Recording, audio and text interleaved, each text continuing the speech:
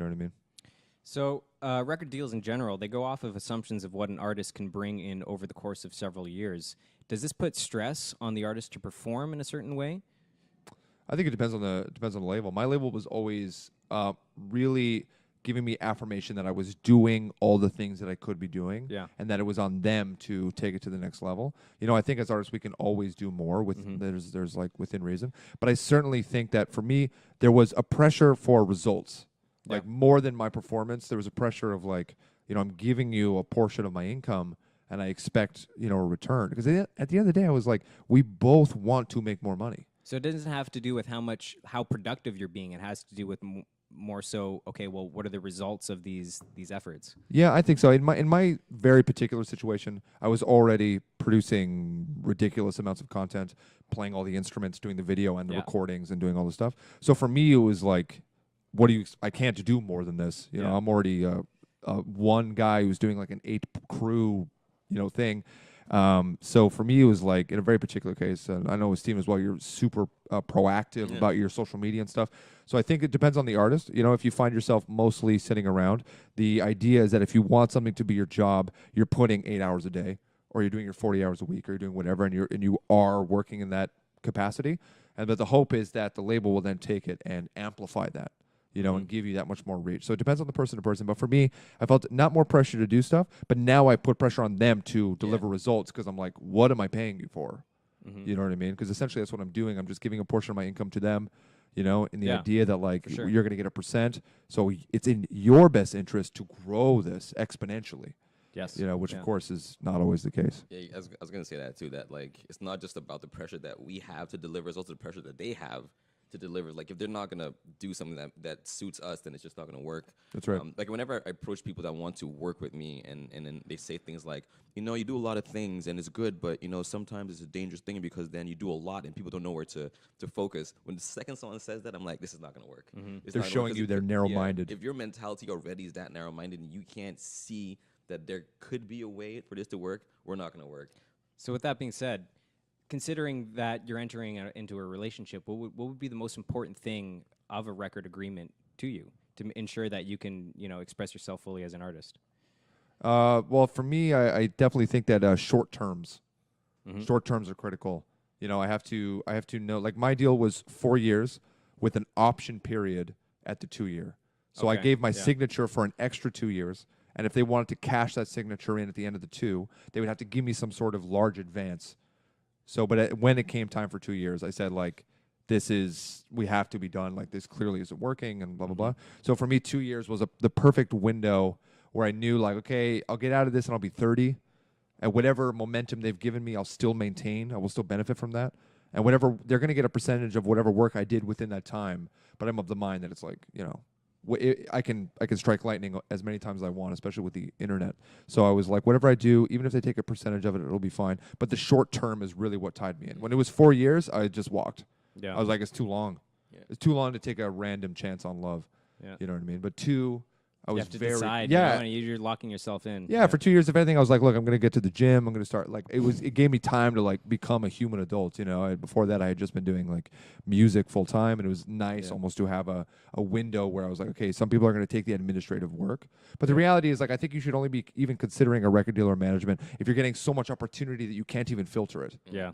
I think we're at that handle it point now yourself. where it's like people have proven that you can do it alone with just some savvy and using social media and the internet. So it's like until you get to that point where you're so The right saturated with you don't need help until you need it. Yeah, You know? I think I'm at the well, listen. Labels are the everything that exists, and you know, if an amazing deal comes in, I'll consider it. But I'm at the mindset now that I'd rather just have an amazing management team that I work with, that we manage like the career together, and from a music perspective, from a label perspective, more of a distribution deal, really. Yeah, that's Because right. I think that most record deals were catered towards, and especially in the past, towards artists that didn't really know what Sure. to do, and they needed Well, it was also someone. about funding too. Yeah, I mean, it was funding. essentially a loan. Yeah, exactly. That's right, It was that's a right. loan, and it was artist developments, and Yeah. also providing them with a studio. But like in today's world, a lot of artists, like myself and you, have our own studios. We produce our own music. We already develop ourselves. We don't really need all of those services a label can offer. All we really need is the marketing funds and the Yeah. distribution. So for me, I think what's important in the record deal is if they can understand and assess your situation individually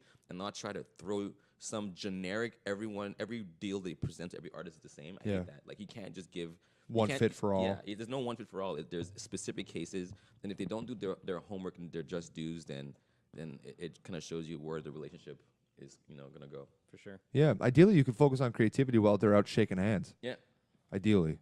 Yep. Well, yeah, you want to be working and focusing on your music. Yeah, That's on right. your Go to art. the go to the Sanka sets and like just meet people and throw my product at them because you want to. Oh, you mean you as the artist would go and do that? Well, I mean, ideally, I would be able to. I'd be able to do the choice ones, but Yeah. the reality is that if I can just focus on creating a superior product, Yeah. and then I have a sales team that's essentially out there Yeah, trying yeah. to pitch it, going door to door almost, Yeah. like that's ideal. Great.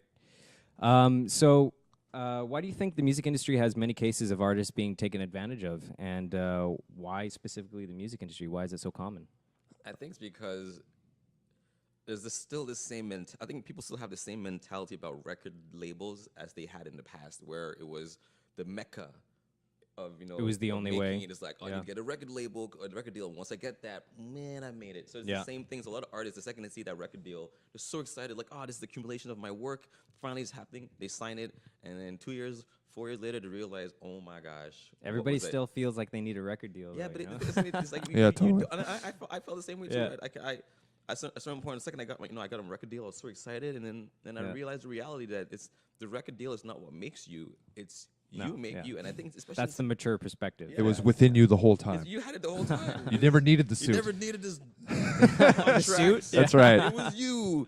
But it's the truth that sometimes the most corniest sayings are so true. But it's true. It's you have everything you need, especially in today's world where it's all online. You don't have to physically release a song. You can do it on iTunes, Spotify. You can put it out yourself. Mm-hmm. All you really need to do is learn how to be savvy from a marketing perspective. You obviously do need the money. There are different routes. You can look for investors. You can get a management team. There are different ways now to move forward in the music industry.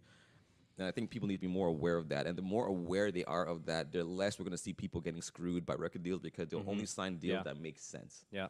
Yeah, I actually think it might be a mental health crisis. I think that is the big thing. I think the entertainer, in general, I think that you have to have some access to some sort of strife to be able to do something great. I feel like a lot of the tragically, a lot of the really great artists have some sort of terrible flaw, and here I'm going to do something for you, and it's instant confirmation and affirmation and love from them. Yeah. And I think that the entertainer is especially sensitive to the smooth talking Yeah. record label executive who comes in and is like, I see. Pitching a dream. It's like, Yeah. I see. Yeah, that's right. They know how to use the Selling a dream. language Yeah. to make you feel finally like, Yeah. oh, Selling you've the been dreams that you chosen. had as a child, like Yeah, you've been chosen. You've been picked out of They a touch- group they to. touch on that, yeah, yeah. that's right. So they absolutely touch on that, and of course, like talk is cheap, yeah. Yeah.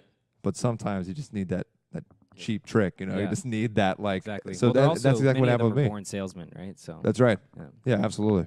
I think like a lot of young artists, like young up and like just new to the game, they're more susceptible because they don't know much yet. I think the older artists that have been there, done that, Yeah. and know who we are, it's so hard for like a person from a label to come in and be like, you should only do songs like this. We'll say no, I'm not into it. You know? Yeah, that's right. Especially, it also calls into question the reason why you're doing it.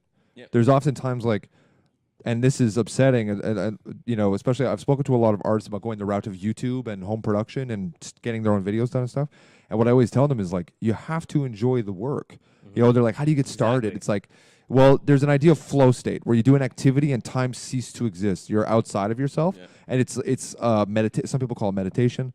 Therapy Sure, often you're in the does this. zone. You're in Yeah. the zone. It's this flow Athletes, state. get into that zone as well. Yeah, it's kind of the opposite. When you're scrolling Instagram, it's kind of this concept. You're almost in your head. You're looking, criticizing, judging, comparing, all this stuff. If you can find an activity where you get into a flow state where you're like, oh my God, 4 hours have passed. Like, Yeah. what happened? And Not you're only not is, paying attention to the small stuff. Then yeah, it's really good for your brain because you're it's like not sleeping, but it's also like not just consciously being anxious and running in your head. So you got to go like, you have to understand the value of deep, hard work in a flow state. And the reason you're making music and doing stuff is for the sake and the love of doing it. Like a child, the way they're coloring for the sake of expression. Like you have to really clue into Continuous that. discovery too. Yeah, or else you're Yeah. not going to have the stamina to win the. It's because it's not like a 100-meter dash. It's like a marathon. Yeah. Steven, know? how do you stay in the zone? How do I stay in the zone? Yeah. I'm excited. I just love, it's like you said, I just love doing what I do. You know, I get excited. I get excited every single time. I get excited. I'm doing this show right now. I'm excited. Like Yeah. these are the things that I as a kid, I would think about, oh man, when I get older, I want to be able to do that. And now you're able to do that. I think just remembering, for me, it's going back to a kid and going like, oh man, if I could meet Kid Steve right now, he'd high five me. Yeah. You know, like that's what keeps me excited is remembering that this is my passion, this is my dream, and I'm actually doing it. Great. Yeah, getting out of the cynicism. Yeah. Getting out of the jade. Yeah. Yeah, I get it. So let's get into a bit of controversy here with Leor Cohen. So a little bit about him. This is from StopTheBreaks.com. So the 360 record deal mastermind, Leor Cohen, one of the figureheads of the 360 record deal, is none other than the veteran music executive Leor Cohen. While he usually gets a bad rap for being strong advocate of the 360 deal, when it comes to this rap game, there are a few people with a deeper pedigree than Cohen. So he started out as an 80s promoter for legendary rap acts like Run DMC, Whodini. Later went on to manage artists like LL Cool J, Public Enemy. And then he went to over to Def Jam, taking over Jeff Jam, and ushering in a new generation of multi-platinum artists like DMX, Jay-Z, Ja Rule. Over the past few years, then he went on to become CEO of Warner Music Group. And then over the past few years, 300 Entertainment has grown to become one of the preeminent independent labels offering 360 record deals to big-name artists such as Young Thug and Migos. So essentially, this was published by XXL here. When it comes to the music industry, particularly as it pertains to hip-hop, of course, they're talking about Cohen here, something that he said in a meeting with Young Thug, and this is a quote here from Cohen: "If the music is popular, Young Thug's music, he sells tickets, he sells merchandise, he sells endorsements, and it's a compound effect." And then he went on to say also that, "I understand," speaking to Young Thug, "I understand that you're shy and you don't like doing it, but the fact of the matter is your fans actually want to hear it from you." And then he says in a conference meeting, presumably about an interview or radio spot, "You're going to keep them guessing," right? Essentially, this is the whole 360 deal mentality. You're going to keep them guessing, but we're going to take advantage of the fact that they have a huge listenership, and we're going to communicate to them, right? And then pitch specific things that they've set out in their plan. Right. So, in terms of that, what do you think, Jesse or Stephen, what do you think Leor's intentions are? I mean, I think it's pretty clear. It's like, I understand, and he's not wrong. I understand from his perspective. He has the resume. You know, he's got the experience. Like he is the type of person who can pitch this kind of mentality. And that it speaks to young artists too. Yeah. Young artists, especially type of resume. whose main intent is to be, as They though wanna like quote unquote make it, whatever that Yeah. means to them, which is again a vague thing. this is right? this is to me like literally selling your soul to the devil. Because you think you want the thing more than your soul, Yeah. and you think it truly is a valuable exchange.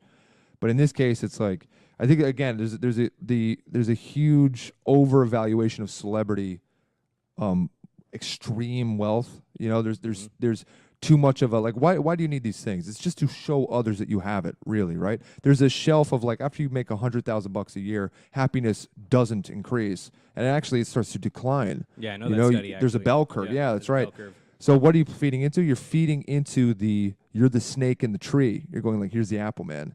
You want it. I'm telling you, you want it. Not realizing that it might actually pull you out of the Garden of Eden, which is this like creative innocence of like you're just making for the sake of making. But it's so appealing, especially when you start mentioning like, I've worked with your heroes. Yeah. And for him, it's an easy pitch. He's like, yeah, my skill is I am the middleman.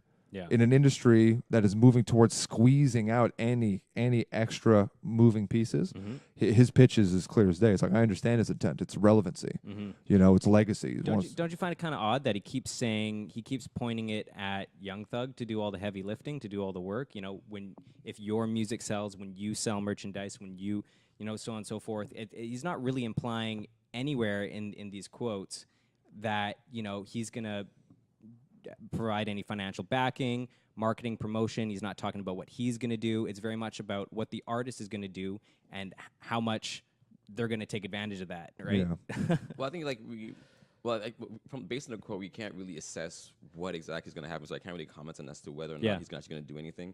But I think inherently people look at the 360 deal as like the worst thing that ever happened, and it can be important. It can be a good thing if used properly, because you can understand why, like I said, a label would want to make money off of the artist's other ventures, because it is true that if they become famous, everything they do is going to kind of be directly tied to the fact that they were made famous because of the music.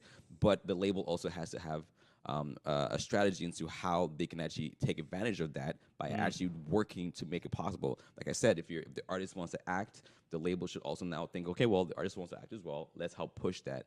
There has to be to sign a 360 deal for me, there has to be some sort of marketing plan that is aware of the specificity of the artists and takes advantage of all of the artists' skills and traits. But it has to be there, that the label has to do their just dues for it to make sense. You can't just say, yeah, I'm going to sign a 360 deal, you're going to make all the money off of everything I do, but you're not going to do anything. You know, that doesn't make any sense. You want like a homogenous marketing plan that includes all the things. Yeah, it has to include, of course, it has to include everything. Yeah. And I think record.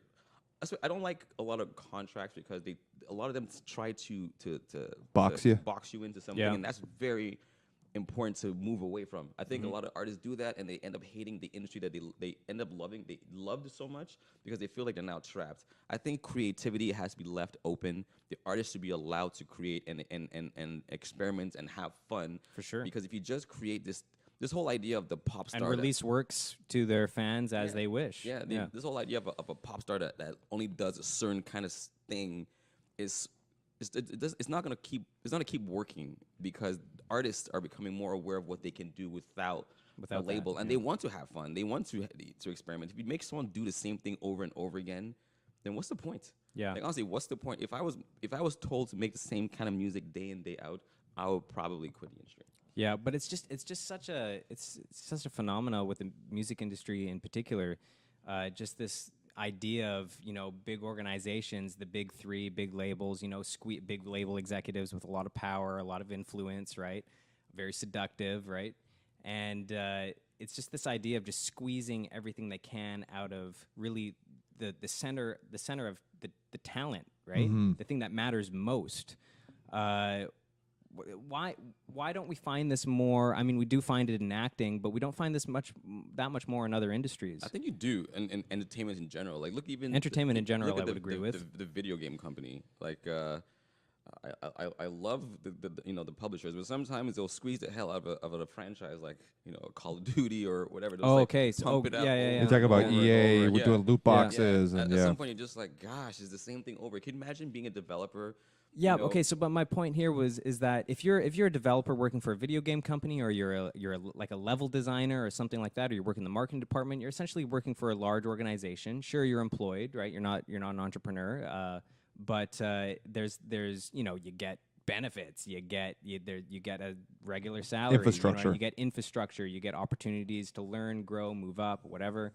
So that's a lot different than somebody with a huge amount of talent, you know, coming into the world and trying to express themselves, change the world, you know, and then along comes a culture vulture. Yeah, that's right. Right. So what is it about the music industry? What is it about entertainment in general? I think it's Is it probably related to fame. I think I think musicians especially. It's like nowadays it's such a you know, it's like now it's so easy to produce music at a super high quality in any situation. So I think that this is why we're kind of escaping the grasp of it. But at the end of the day, I think all entertainment is like exploitation. Really, I mean, like, and the center of exploitation is like you know, it's that. It's like any other thing. If you're considered a product or an asset, you do want to squeeze as much life out of it as possible. You know what I mean? Like if I was working at a restaurant, I would be using every part of the vegetable or whatever because I'm trying to guarantee my own numbers. You know, at the end of the day, the people who are running these companies, all they're really trying to do, hopefully, is provide their children with a better experience than they had or whatever. You know, and they're feeding into their natural like paternal urges, let's say from the perspective of a man, where it's like you are just trying to guarantee your own survival, and sometimes that'll come at the cost of an artist, especially if you yourself are not an artist and you don't understand that experience. You will, like, you know, it's like the Pink Floyd The Wall, the idea where it's like, you know, the guy's like super strung out and they're just like, all right, let's give him Right. something, and then he can get on stage and he can perform one more night, and then we'll get him on the bus and we can figure it out. You know, it's like there's such a history of feeling as though the talents are like cattle almost. You know what I mean? I think this is just again, it goes back into the exploitative nature of like an artist wants to perform, so you can go like, all right, let's see how little they'll do it for. Yeah. And it's always been like this. You know what I mean? I feel like it's, you know, now we're just getting to a point where the shackles are coming off of the artist because they are seizing the means of production, and they now have power at the negotiation table where it's like, I have 1 million Instagram followers before you even showed up. Yeah. You know, I already look at people who are successful on YouTube, guys like PewDiePie and stuff. I bet he's like not desperate to find someone to help him with distro or something. You know, he's got YouTube who are promoting his product because YouTube is like, yeah, we are only a series of content creators, you know, and then we get our ad revenue, and like we don't have to take anything directly from them, and we don't have to alter their process, you know. And now we're even seeing that YouTube is clamping down on some of the things about swearing and stuff, and just the response to that was Copyright, incredible. And they're flexing their market share, Yeah. you know, of like YouTube is the source for video. Yeah. You know, anyway, so I think it's just it's exploitation, and it always has been. It's just now we're becoming less. Not only are people becoming more like woke about the idea of like less is more. We don't need to be billionaires. We don't have to have a ship that says our. We don't have to have like a plane, I should say, that has our name on it anymore. You know, it's becoming easier and easier to do it without the middleman. Yeah, it's the members of the millennial generation that are Yeah, that's right. spearheading that. And They're figuring it out, minimalism. and also they're Yeah. making $8 an hour. So they're like, yeah, maybe I don't need a house. Yeah.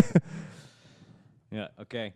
So let's move on to free music. Do it. Should artists be giving away their music for free? I'm going to read a little something here from relevantmagazine.com. It's been one of the biggest debates of the first decade of the 21st century. Is it okay to download music for free when you can buy it in other places? Does it harm the artist to not pay money for their music? And does this make downloading free music immoral? So the debate has been had over again, pitting the angry Lars Ulrich of the world against the pauper poor, millennial hipsters who have known nothing but illegal downloading for most of their lives. So that's a great topic to get into because I believe both of you guys offer music for free on your websites and on your platforms. Do you guys have a strategy when you go about that? Yeah, I mean, as an artist, you want to, if you're gonna put out free music, you want to control where the free music is being put out on. You know, for example, I when I put out a free song, it's usually on my Instagram, or it might be on SoundCloud. But I put out a free song, you're like, yeah, you can listen to it, you know, or you can stream it, or you can download it. I think the problem happens because I think it's important, honestly, to release free music as part of your marketing strategy to build interest and to grow your brand. I think the problem is when people start to download music that was not meant to be given away for free, that's a problem. You know, like if I put out a song on iTunes only, and someone cracks it and then, you know, gets the song for free and now shares that. For sure, it's hacking the system. That hurts, you know, my profits. Yeah. So I don't, it all depends on the intent of the artist. If the artist wants to give away free music because their goal is to not necessarily make money off of the making of the songs itself, but off of shows and you know, like, you know, using their growing fan base and now venture off into different things and make money from other sources, then by all means, do what makes sense to you from your own strategy. But if the artist is now putting out a song that's meant to be purchased and you're taking away from that by downloading it, that one specifically for free, then you are hurting the artist. Yeah. I think it depends on your trade a little bit. If you're a recording artist and you're putting out, you know, your assets out there, you're putting out your products out there for free, and what you primarily do is you are a recording artist, as opposed to someone who's touring and they put out a song for free to promote that tour. those are two very different scenarios, right? And one could be more harmful. One is more harmful to your career potentially than the other. Yeah, so I'm kind of on the other side of this where I'm completely like I am honored if someone throws my tunes up on BitTorrent and people are actually downloading it. You know, in a You just want the exposure. You want the interest. You want the traffic. You want my you whole want the streams. That's right. So there's a few things for me. Like my number one value is happiness and comfort and lack of tension.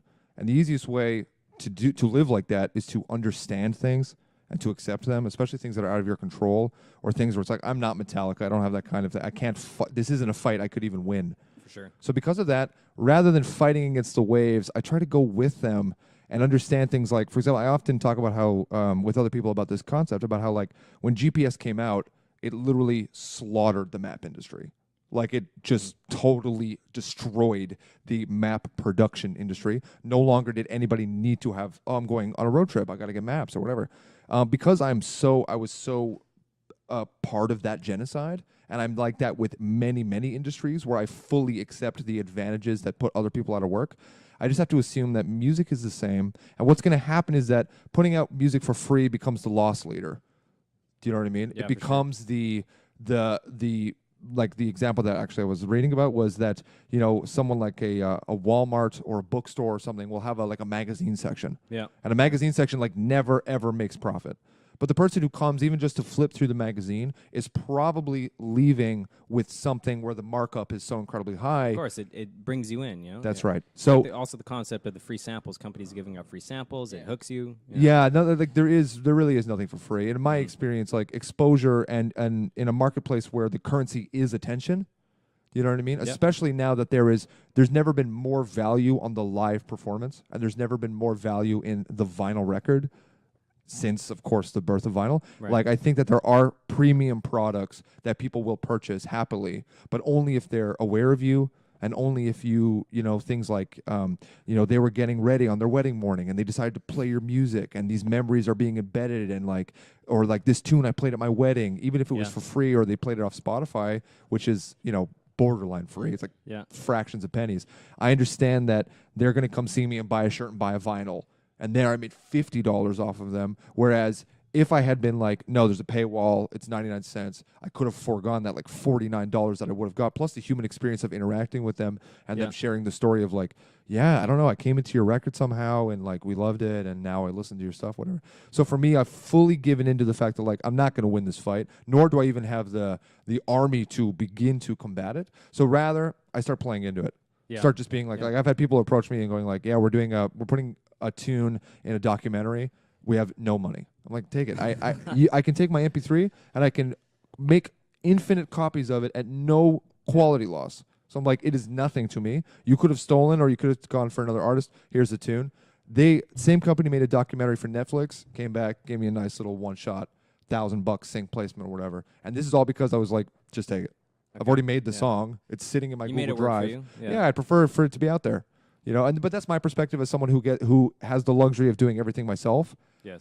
I've already put in the work for that. So for somebody who is, for example, it is costing them $20,000 to make a record, I can understand why they're way more you're putting all that trepidatious. money in, it's ridiculous, and then you're offering it for free. That's what many musicians are doing. But then it's the same conversation of like, it's like a dude who owns a calendar store. Mm-hmm. It's like, what are you thinking? Mm-hmm. Like, you know, maybe the calendar store can't work anymore. Yeah. Not because calendars aren't beautiful, but because, you know, fighting against the waves, you're going to have a life of cynicism, and you're going to be like, oh, I hate what has happened, rather than staying loose and adapting. So well, then what you're going to find with that theory that you have, what you're going to find is that more and more musicians are going to spend less and less on producing music. Mm-hmm. They're going to be their budgets are going to decrease. The production quality might go down. They'll stop seeking out top producers. And don't you think that that'll lead to a lower quality of music out there? No, not at all. Yeah. Not when you have the flow state people who love the science of it, but also you got like even Spotify. Not every musician's an engineer. Not every musician's is comfortable recording with themselves. But I would argue that quality is completely subjective. I mean, if you go look at a Picasso, you're not going to go like the idea of a perfect art is not like a wow, this looks like a photo. It's not about that. Look at guys like Mac DeMarco, who kind of benefit from recording through like broken tape machines and stuff, especially when you consider that Spotify has their own normalization mastering that goes through it before it even hits a thing. So all the tunes are at the same level. Yeah. And if you have like so much bulk at the low 50 hertz range, Spotify will, before it gets through the door, they're going to give you like a pat down and they'll pass you through to make sure that it's up to broadcast standard. Right, yeah.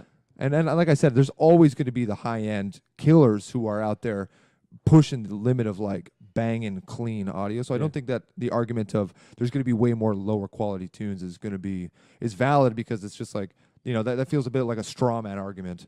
Yeah. In terms of like, you well, know, it's, my perspective is that, you know, with such easy entry into the market, Yeah. you got all these people who are, you know, they're not necessarily, they're hobbyists or they're amateurs or they're not, you know, and that just kind of clouds the market. It just oversaturates it, right? It oversaturates what's available out there. but that's the idea there, is that each tune is getting the same amount of attention.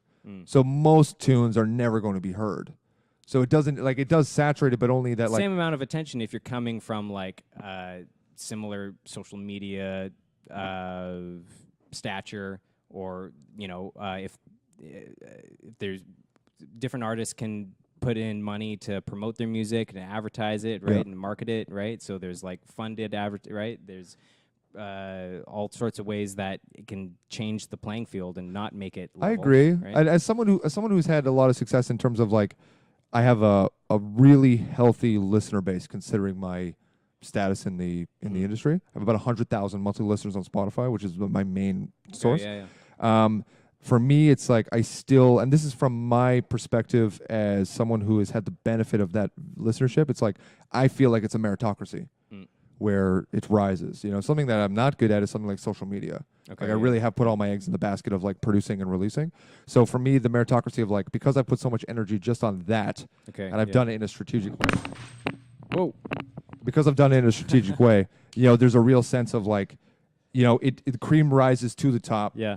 And you know, you benefit from being able to push stuff out. It has nothing to do with the saturation. I don't think it's like clouding my, you know, like I don't think that like music as a whole is going to get lower. I think there's more of it, which means we're going to push the envelope further. And Stephen, do you want to contribute to that? We're just going to get somebody to come in and fix this for you. But yeah, Stephen, I want to hear your opinion on that. Yeah, well, first of all, I think that we're in a position in the industry right now where everyone can have their own strategy. Like everyone can have their own strategy. So, you know, some people, you know, like you will want to put out free music, but I think all this only works if there is a revenue source at some layer or at some point. Like you can't just say like free music, but you're not making money on by some other way somewhere else, right? Yeah. Like and I think everyone wants to make money. I think the danger happens if suddenly we run out of ways to actually make money, and people are just putting out music as a hobby. If it's just a hobby and you're not making money off of it, then that's where the danger happens. Yeah. Okay. Cool. Do you guys feel that paying for something makes you appreciate it more, especially when it comes to music? Well, I mean, like I have a Spotify, you know, account. I have an Apple Music account, but there's certain artists that I'll always buy the music. For example, when Eminem puts out anything, I'm going to buy it. Even if I can just listen for free, I'm going to buy it. So what is it about that? Why? Like, what makes you? Do that? Yeah, so that other artists who are listening right now, they can kind of have an idea of what is it that makes a music listener actually put money on the table when music is so readily available for free? I think it's when you're such a fan of the artist that you actually want to purchase it. So it's got to be much more than the music itself. Yeah, it's not just about music. It's about the brand and about the person. Like I would buy Eminem's music because I've been following his career for so long, and you know, and he's inspired who I am as an artist. So it's important for me to want to I know it sounds weird to support his journey, but I would want to buy his music because it's such a important part of my life in a way. Okay. Do you think that artists should put a value on their music more?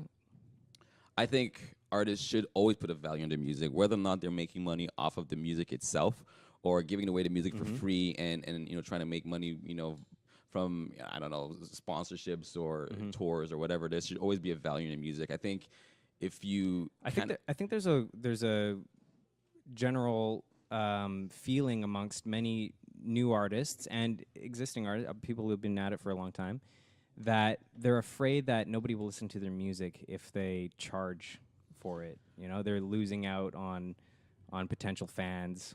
No, I think people. I think there's always going to be a market that wants to buy music, especially if you've proven yourself. Like before, I got to the point where I felt that I could put out music and sell it. Yeah. I had already garnered a fan base, and I had already given enough content to kind of warrant that. I think we live in a world where you do need to kind of warrant that. You do need to warrant the right, if you will, to actually put out music and put a charge on it. You can't just put out music and be like, hey, buy music, but there's nothing behind it, right?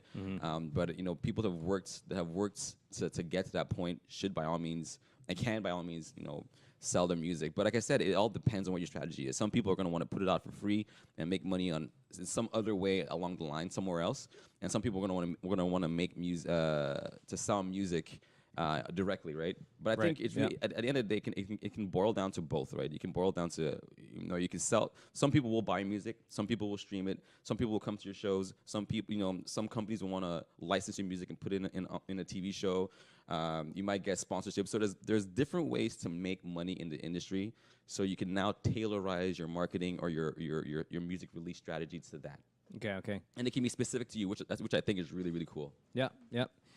Something that a friend of mine who owns an indie record label said that I found pretty interesting was that he likes the exclusivity of pretty much paying for music, right? I mean, a lot of people are not paying for music right now. Yeah. He likes the exclusivity of finding, like, you know, like an obscure artist or whatever and paying for that music. He buys a lot of records. He likes paying, you know, top dollar for his records. And he likes knowing that other people don't have those records because, you know, they're $20, $30, $40 sometimes, right? Yeah.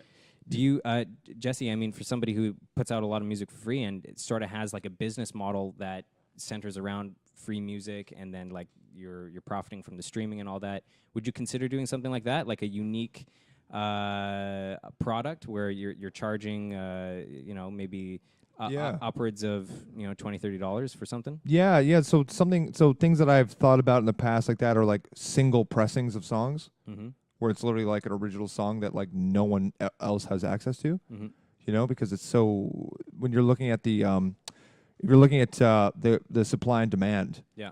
You know, if the demand is high and then the supply becomes one, I think you do end up with this, you know, incredibly premium product. And the beauty of that is that you can produce as much content so like everybody can have their own individual tune. In this case, it's like, is it worth $40 to produce a whole tune? Not really, but the experience that you're providing for your fan and giving them that one-on-one can be invaluable. And who knows how many people they are going to share. You know, it's kind of like the Wu-Tang Clan, what they did with that record. Right. Where only the Skrelly guy ended up with it. And but I'm just saying that. Yeah, and it was, the value went up. Like. Yeah. And I think that like. Well, the value was already very, very high. Yeah, that's right. It didn't go up just because he had it. Yeah, but the idea was that like he could share it if he wanted to. Yeah. You know what I mean? And I think that like that power, you know. Similarly, your friend who runs the indie label, he is in the 1% of music listeners. You know, he appreciates music the way that somebody who's like super into bourbon will like go look for the perfect bourbon. Right. But I think the reality is that hasn't that declined over the years though? definitely. Yeah, but I you know what I think it is more is that like it's not that it's declined, it's that People are way more appreciating music people are less. listening to music. More people listening to music, more people listening to different types of music, but I think the general appreciation has gone down a little bit for specific artists. People may love to listen to music still, but when you take like curated playlists, like Spotify, even YouTube playlists, they put on a playlist. They're not even paying. They don't even know. They're just cooking. They're doing whatever. They're loving it. Right? Yeah. It's great. A lot of music listeners who are just music listeners. They're not artists. They're not part of the industry in any way, shape, or form. They love the streaming, right? And how far technology has come to make that convenient for them. Absolutely. But when they're listening to a playlist, are they recognizing who the artist is when it comes on? Do they know? Is there any indicator? Do they have anything in their mind that goes, oh yeah, I like this song, and then you know they can attach it or associate it with an artist, and then that helps the artist's career. That's right. I kind of fear that these playlists they don't give the artist the recognition. You know, I think that, because the person is not actively choosing or selecting or discovering the music, right? It's just being fed to them in a stream.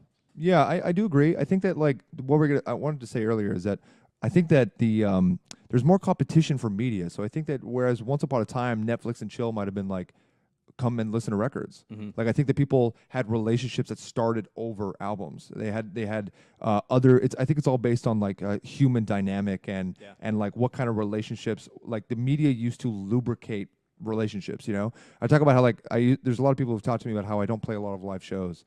And they were asking me why, like the music industry has always been predicated on these shows. And it's like, yeah, once upon a time you'd be hanging out at home, you'd be with your square parents. There'd be maybe there's just literally nothing on television. Actually, maybe you turn it on, it's white noise. Yeah. You're like, well, what are we doing tonight?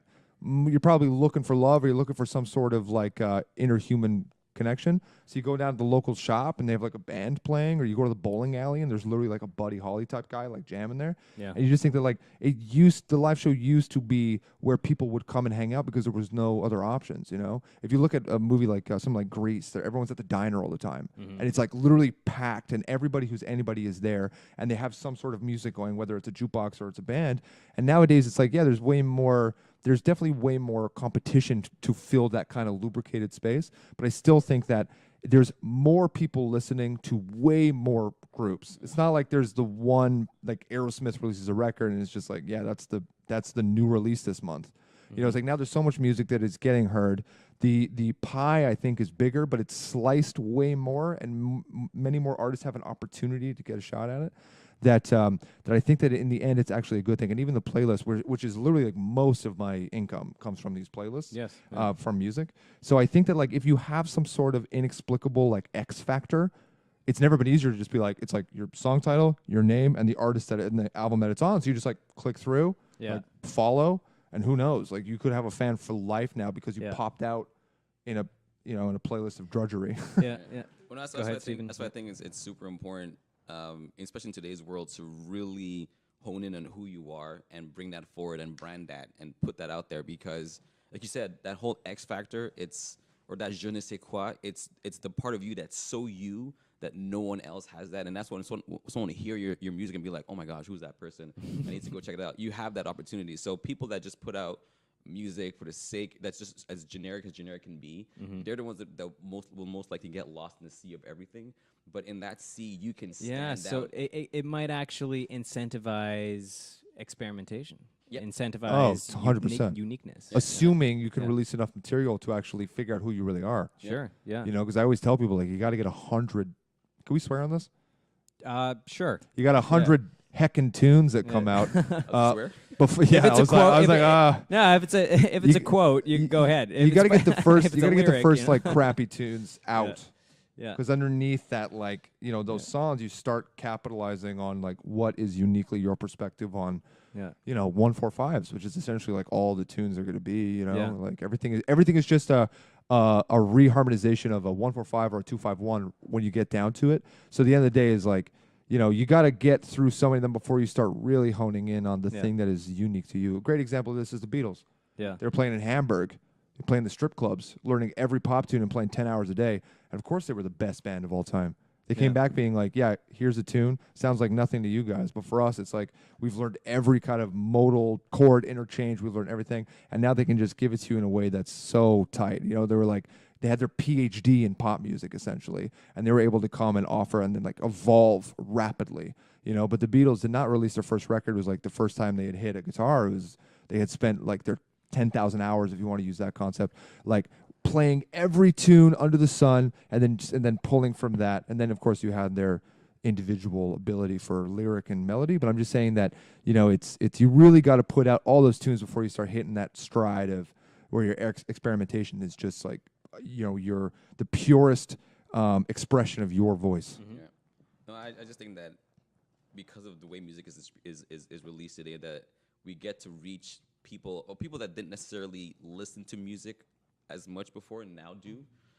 So it's now you're now able to tap into so many more people, so many different kinds of listeners. I've done shows where some people knew as soon as I walked in, like, oh my God, it's this guy, bam, and I've had people go like, I didn't know you sang that song, and I had people go like, I didn't know who you were, and now I'm a fan. So there's different kinds of people, but you get to really address them all. Yeah, especially with things like Shazam, Yeah. where you could be in a cafe that plays a 24-hour playlist. Essentially, you just raise your phone up, and it's Well, like Shazam is an excellent solution to that Yeah. problem of the Identity. identity and associating an artist with the music that the listener is hearing. That's right. Yeah. Especially if you get the music in a space that you find comfortable, like a Starbucks. Yeah, for sure.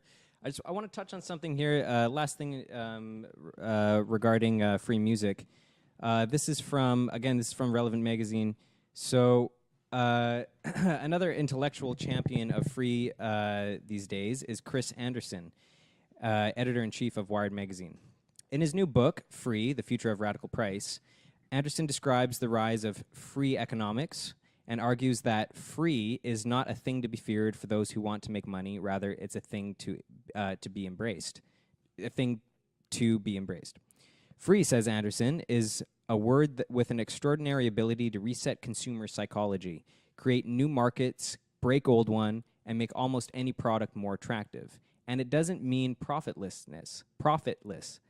It just means that the route from product to revenue is more indirect.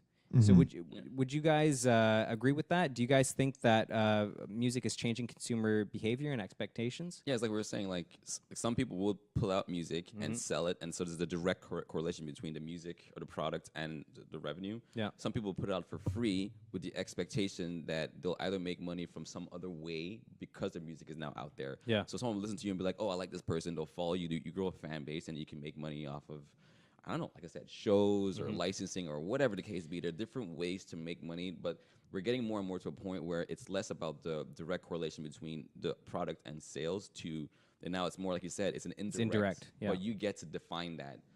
But I still think you get to define your business model, how you leverage free music for you, and how you monetize is more up to you as an artist. Yeah. So I mean, at the end of the day, I think the word free is always deceptive because it's not really free. You're not really giving the music away. It's not free. You're still making money some way, somehow. So it's not really free. Well, it's like Jesse said, lost leader. Yeah. But I think, but for me, again, it goes back to what I said before at the beginning, which is if your intent was for the song to be sold and someone rips it, that is still illegal downloading, and that's not cool.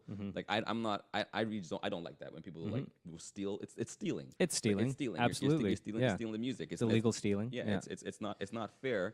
But if your strategy is to actually put out the music so people can take it without having to pay for it, but you make money somewhere else, then that's your strategy. But for the listeners out there, if an artist is selling a song and you do like the artist, maybe don't steal it. Don't steal it, because that's where you're now lowering the value of the music. Yeah. Putting out music for free is not lowering the value of it.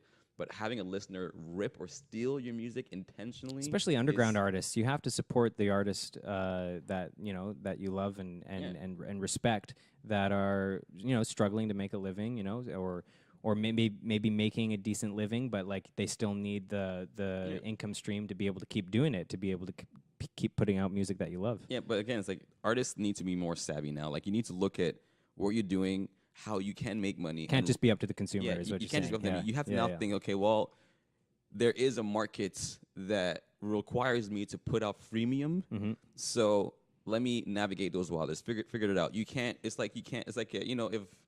This is why Blockbuster went down the drain, because Netflix came out and they were like, no, we're gonna stick to the whole idea. People are gonna go and go rent, literally walk. Like, no, it's not gonna work. So you need late fees, late fees and all that stuff. Like, it's not gonna work. So the only way to stay relevant in any industry is to be apparent, or to be aware of the trends, where people are going, and how you can now take advantage of those business models and not stay stuck in the past. Yep, well said. Moving on to music in Canada. Booyah. So, the music industry in Canada. In the U.S., we see a lot of collaborations, particularly in hip-hop. There's a sense of community and crew, right? Even hip-hop artists who are beefing with each other will collaborate. Can we say the same of Canada? The Canadian artists? Yeah, but Canadian artists are always collaborating. I mean, it depends, right? Like, there's some people that won't collaborate, some people that will collaborate. But I think we actually live in a world. It's interesting. I don't really think there's any such thing as an industry per country anymore. I think the second your music goes, there's mentalities in that. It is mentalities, but the second your music goes out, you become an international artist instantly, because everyone has access. to your content across the world. But I do think obviously the States has in some way a monopoly over the industry because of it's been entrenched there for so long. And I do think for Canadians, a lot of Canadians, the second they put out content, start putting out music, their idea of getting to the next level is to go to the States. Yeah, of course. As That's opposed the to- mentality. So why is that? That's a good No, question. because they were the kings of image. Yeah. You know, I mean, like or what everything that, for example, What like you call growing soft up. power in politics, Yeah, right? growing up in Quebec, it's yeah. like I only watched American Yeah. content all the time. Really, I mean, like it was always like they've been the leaders. You know what I mean? They In just entertainment, they've yeah. always had the best image, and anybody who was anybody even if you were killing in the UK and Europe the star and whatever, system, yeah. yeah, you still wanted to break into because it was like Hollywood. You know, like it was just most of the media that people were consuming was coming out of America. I think that's greatly shifting as we see the rise of Indian media. So Like so Bollywood can is you killing. reach to the same heights that you can in America, in Canada? Assuming that you're just functioning and selling in Canada No, We're and not touring in There's Canada. no way.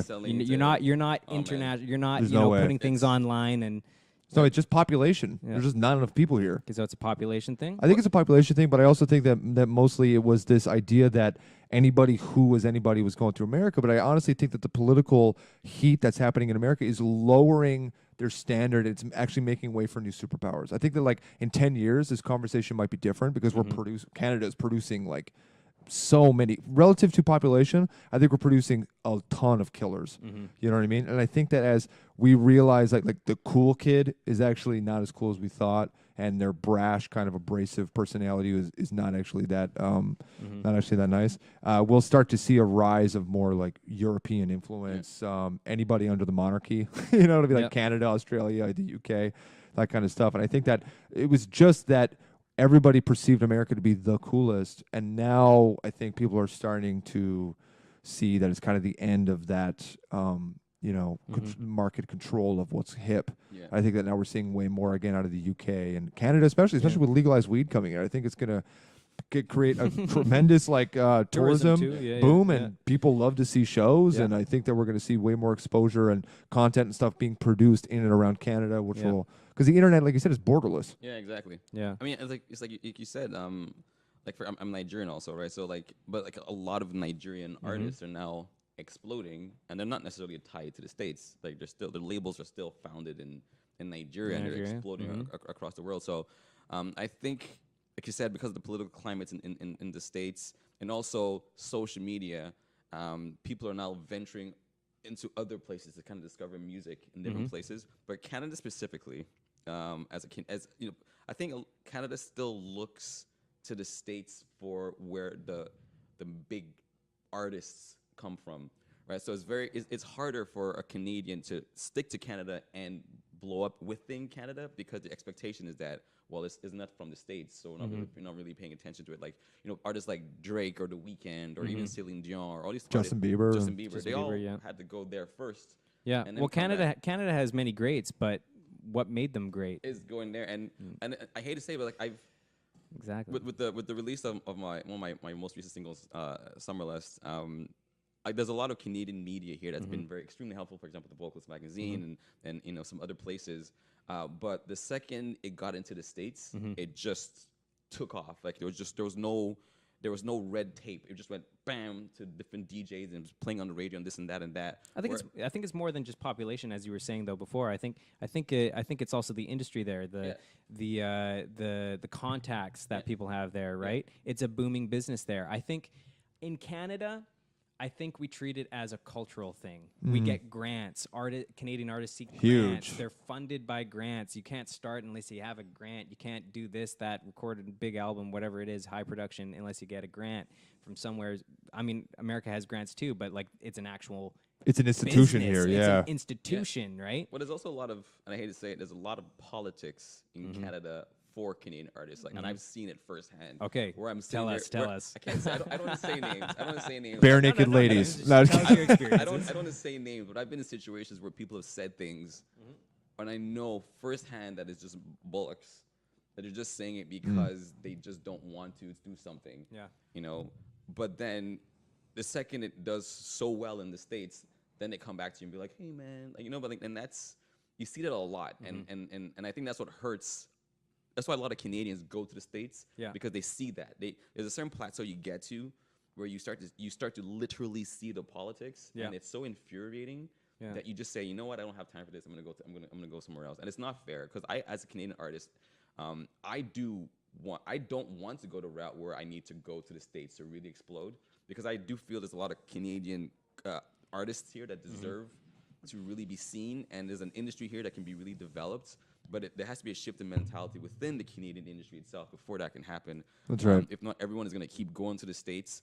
And it's ironically, when you do go to the States, they're looking here. Yeah. They're going like, oh my gosh, what's coming out of Canada? They're so how much so really? Well, this is what I was going to say is LA, that New York, they're I thinking think about that Canada. Yeah, I think that looking to Canada. Americans have always been amazing headhunters. yeah. I feel like they've always had the credibility to pull somebody in with an offer. So I think that, like, for example, But I don't know if they're specifically looking for Canadians or But it just so they're happens that they not- found a Canadian. Yeah, that's you know- right. you I know think what that they're on mean? Yeah. YouTube, and there's a plucky And it so happens to 13-year-old be boy a who's like Canadian, playing, and Usher's like, okay, I'm just gonna make this kid like the biggest thing that ever happened. Yeah, So but- Canadians still need to get out there. No, you but know? like They do. Like people like Drake, The Weeknd, and Justin Bieber and Celine Dion. They all Avril Lavigne. Avril Lavigne, sure. They all Nickelback. They all paved the way to now have Morissette. Alice Morissette. There's so many. They all paved. We can go forever. They all paved the way for artists, other Canadian artists, and that's why now in the States, the industry is literally looking for into other places. Canada, they're looking to Canada as well for talent because they recognize that Canada has its own sound, its own specific sound that is new and unique for them.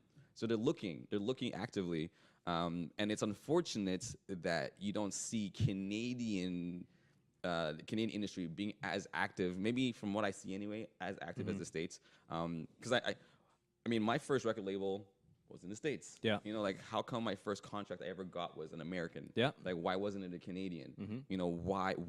And that's an important question. So Canada needs to, like I said, the industry has to evolve and change its mentality and stop looking to the States for all the great acts and content and start looking internally. And There's more investment there, though. There's more investment in. Also, in the America has music a lot of industry. buying power in Canada. Yeah. Literally, like what they throw at you as a Canadian artist, and the conversion is worth more. Yeah. They go like, look, we'll give you this much in a deal, and it's like it's so. It's more than if they were shopping around for an American artist. They just have literally more real estate that they can throw down on you. You know, they have this, and plus it's just sheer population. There's 10 times as many people working. You're bound to produce more top heads but of there's every 10 industry. There's 10 times as many people, but if you think it from a perspective of scale, just because it's scaled a little bit more down in Canada, does that mean like an artist struggles that much more? Yeah, but just think about getting from major city to major city. Like how Yeah. much more of The a commitment distance. it is for me to get to touring Vancouver. in Canada is a pain. It's a huge No, pain. It's a pain. There's I've done it. stretches of It's a like, pain. ugh. Yeah, it's just Yeah. even that. I mean, like we it's almost as Gas though money, we, man. Like, just that, or just being like, or if you're flying in Canada, man. yeah, it's now we're ridiculous. going across the prairies and we're Yeah. just gonna like power through Yeah. it because we got to get to another major city. I think that like these are the things that are greatly affecting the lack of like there's just plus the crazy winter we have like consistently over the whole country. Sure, yeah. Makes it very hard to just like half the year we're It's out of always summer in business. Florida, right? Yeah, that's right. And also you can just DJs bounce bumping around. tracks You in can the do different clubs, yeah. circuits that exist.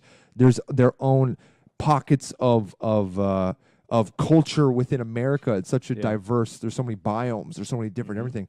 Whereas Canada, yeah, everyone's kind of, it's a little more one note in terms of there's different shades of Canadians, but I think that there's like so many different marketplaces that are more saturated. Do you think the fact that America is so much more competitive in pretty much Everything? in many industries makes a difference in the mentality and the go-getter kind of attitude? Yeah, I think that they've got Canadians are very polite, we're laid we have, back. I think we have different values. How does that affect our business? I think right? America is predicated on this like late stage capitalist idea, and I think Yeah. that like more people. Also, let's just be straight. More people in America are hungry, flat out. The inequality is dramatic. Well, hungry in both sense of the terms. right? Literally, Yeah, like yeah. literally hungry, Yeah. but also actually are Ambitious. without. And Yeah, that like coming from a situation where I was raised in a like borderline poverty, it gave me this like real, like I was reading my high school yearbook recently, Sure. and my quote was like, "I'm going to be huge. Watch me do it." Like it was literally like so. There's never been a doubt in my mind that I was going to do this. And I talked to a lot of people who come from more like a middle class situation. And they're like, "What if I fail? Like, what happens if this doesn't work?" You know. And I never had that sense. And I think that kind of inequality is probably really pushing the next generation of entrepreneurs to risk it all and go for it. And that has pros and cons, of course. But I just think that it makes sense that it's way more, bloody in America. You know. Also, the black community is much more vibrant in America. And if you look Certainly. at the music that's popular today, right? If you look at what we consider pop music, R&B, specific flavors of hip hop, course. especially in the last 20 years, that's something. Specifically after we had a run of Mumford & Sons and Lumineers and a lot of stompy white people music. You know what I mean? I definitely think that now we're seeing a beautiful rebirth of neo soul and jazz and R&B and all that kind of stuff, which is really super popular, which is amazing. And it always finds itself into quote unquote, as you said, white people music as well, right? Yeah, it always ends up there. The soulful, top line vocal, infused into a 4 on the floor dance track, Yeah, totally. Yeah, it always ends up. I honestly I do think that that's why I think that the millennial generations were just such a very key generation, because we're trying to change that mentality. I think we're recognizing that Canada has some really dope artists, and it's time for us to actually start working together as opposed to against each other. I see a lot more collaboration today than In Canada? than before. I'm telling you, this Trump thing is really, I think, making people go. It's getting, I didn't get a chance to drop in because my mic was a little messed up. But the whole thing about value of art, it's completely. It's just the belief. If everybody thinks that Bob Dylan is a legend, he is a legend. You know what I mean? It's just that thing. And I think that as the cloud around America starts to dissipate, we start going why are we doing this? You know what I mean? Why, if so many more Canadians are traveling less in America, I think Canadian bands are going to tour less just because it's such a pain. More American artists are coming into Canada because they don't have to get a working visa to play here. I mean, a lot of artists just don't. A lot of a lot of international artists just don't want to set foot in America due to what's going on right now. Absolutely, get your laptops cloned at the great. border come because to Canada. Come to Canada Or stay in Canada. We have weed. Yeah, exactly. Yeah. Oh, great. So your outlook is that it'll improve the industry. My outlook is that Canada, especially with Toronto becoming the new San Francisco, and we're kind of leading the way with tech jobs and stuff.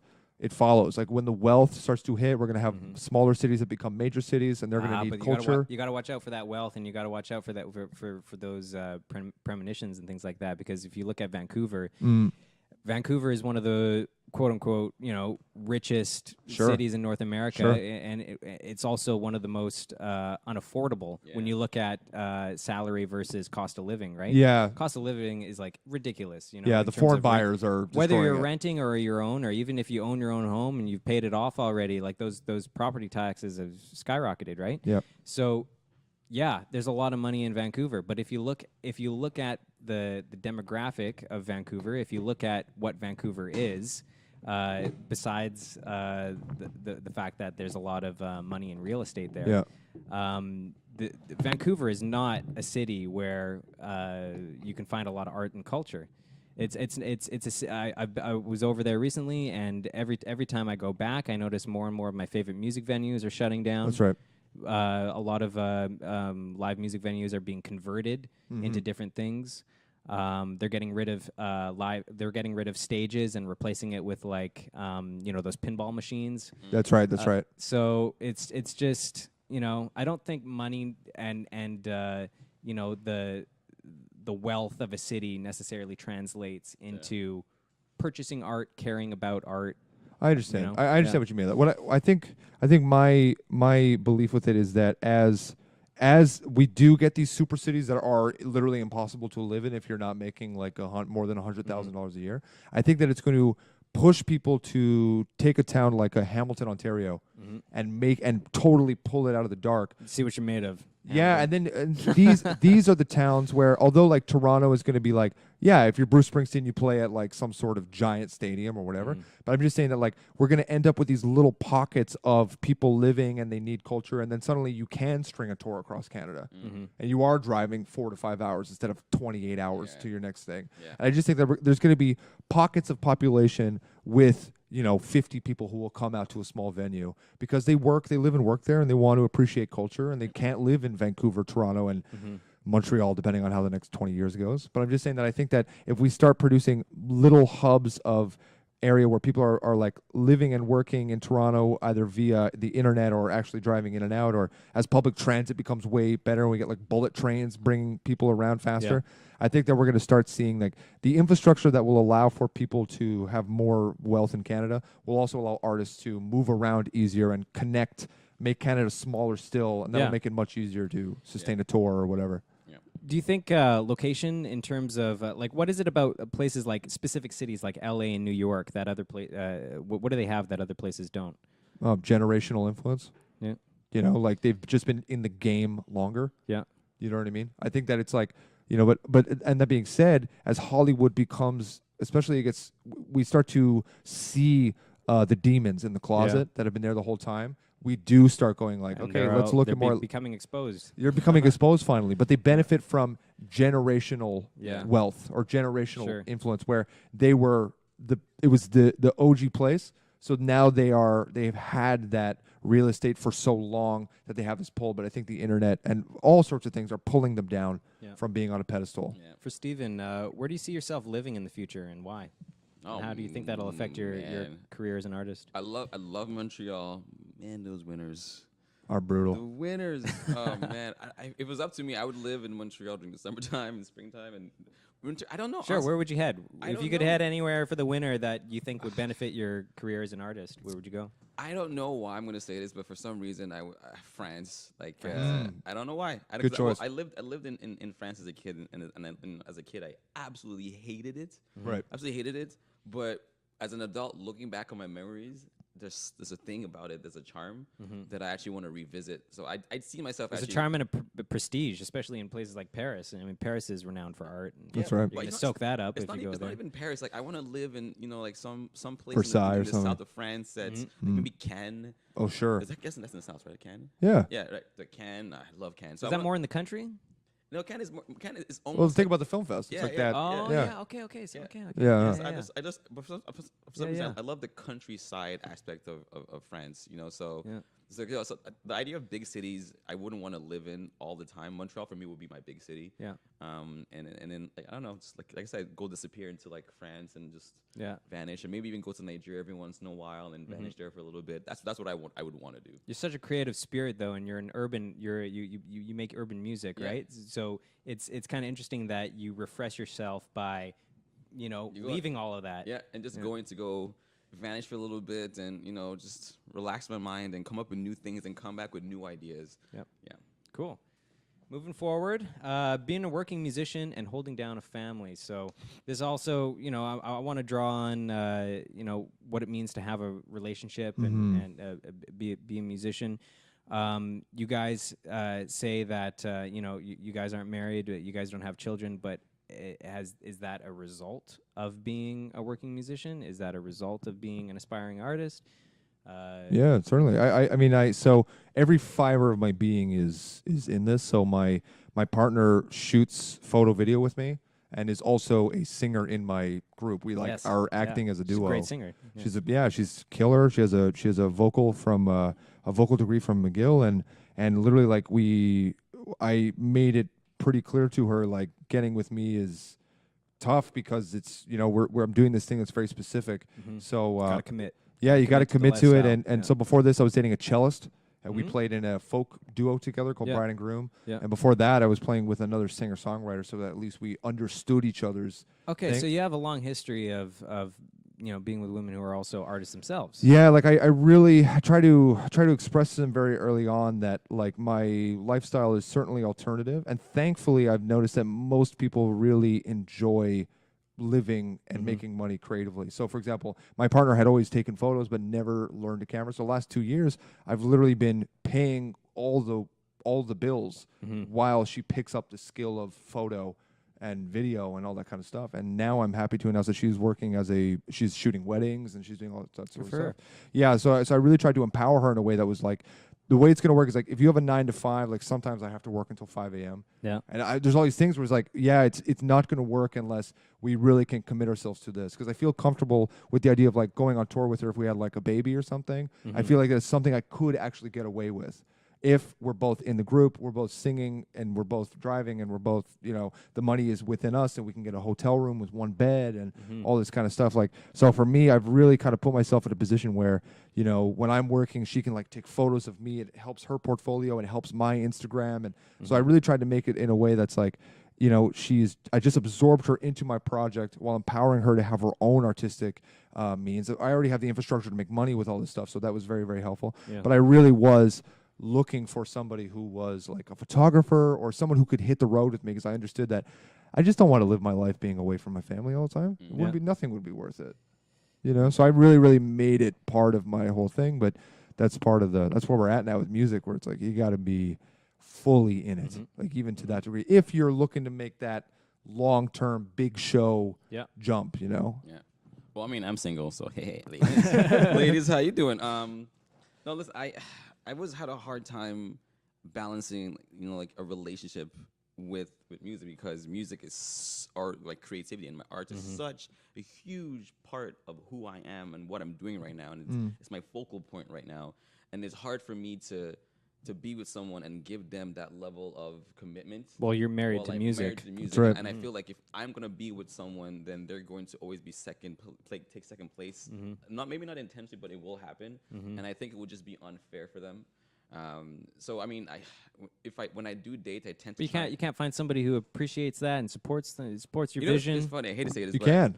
Yeah. I found it. Jesse's doing it. He did it. I don't know how he did it, but he did it. I mean, I think a lot of people that initially meet me are drawn to the ideas like, oh man, he's doing all these crazy things, and it's so like it's sexy and blah blah blah. But then when they actually are in it, go like, oh man, it's really tough. Like, he really does not have time. Yeah. Like, it's not just him on Instagram going like, guys, I'm really tired, I'm really busy, but but it's literally, that's his life. So it's tough. But I think it all depends on the level where you are in your career. I know like a lot of my friends in the past that were they're just starting out. They were trying to push music. They had a stable job at the same time. So they were doing both at the same time. And the second they got into a relationship or had a kid, the music died. Like, they just killed it because they just couldn't support it. And for me, this is something that because they had to move on to something else. No, because like in terms of a career or job, they had to just focus on the kid. Yeah. Okay. And they couldn't. Okay. They couldn't. Because Did music. they continue to be a musician? No. Okay. They just focused on the kids. Okay. So they got they stayed with the regular job because 9 to 5. Yeah. Because they need to. Because I think the entertainment industry, especially early on, is very sporadic. Like 1 month you're making a lot of money, the next month you're not. So but when you have a kid, you need to get high off of the successes. You need to feed that. You need to keep your kid alive. So for a lot of my friends that got kids and they all quit the industry, but I stayed in it because I'm not tied to anything, and it's hard for me to be tied to something. Will I eventually find someone? Who knows? Who knows? I tend to try and date now more in the entertainment industry, like actors, artists, photographers. Somebody who gets it. Someone that gets people it. who get it. Yeah, because it's tough to date someone that has a regular life. And I hate to say the word regular, but has a regular life. Yeah, what the average person is doing. Yeah, stable thing because they conventional. Yeah, that's right. There's a certain level of madness to being an artist, because you are going to be up until like 5 o'clock in the morning and risk. You're gonna Totally. A lot of people see the risk, right? I mean, like if you're a full blown artist, you don't really care about the risk. You don't think about it in that sense. But a lot of people, they look at it as like, oh, you're an entrepreneur. That's very risky, or you're an artist.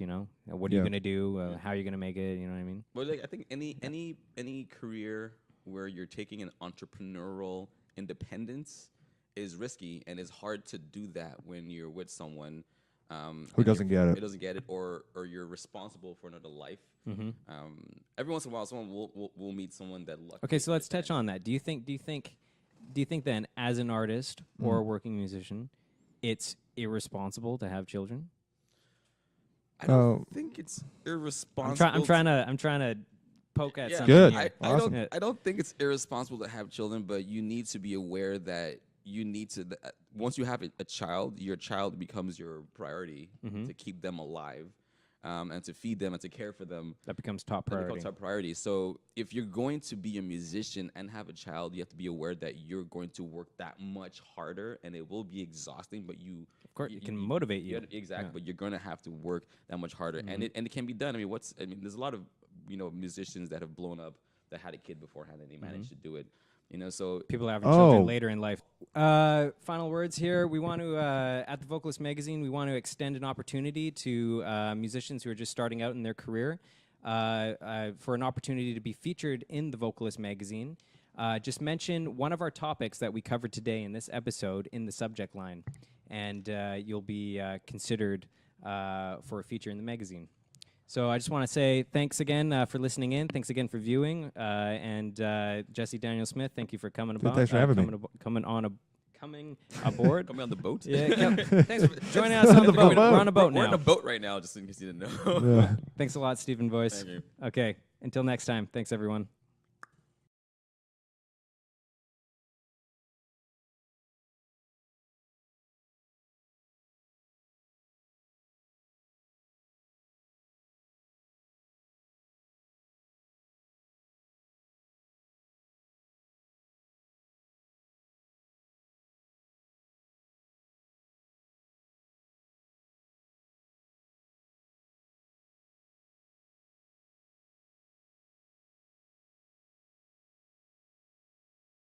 Hello, my name is Duncan Truder. Welcome to The Ripple Effect, a talk show for artists and musicians where we explore various topics around having a career as an artist.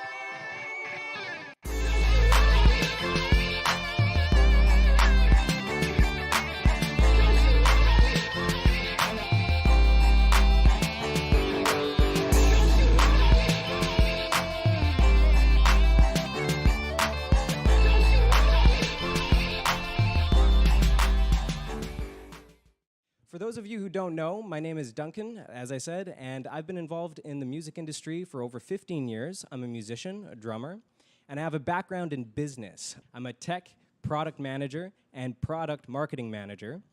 And with me today, I have my colleague and panelist, Stephen Voice. Hey. Stephen Voice is a Nigerian-Canadian singer-songwriter and producer. He's won a variety of awards, done a variety of different things in the field of music, and more recently, some acting gigs as well. So he's really a great representation for artistry. Well, thank you. Thank you very much.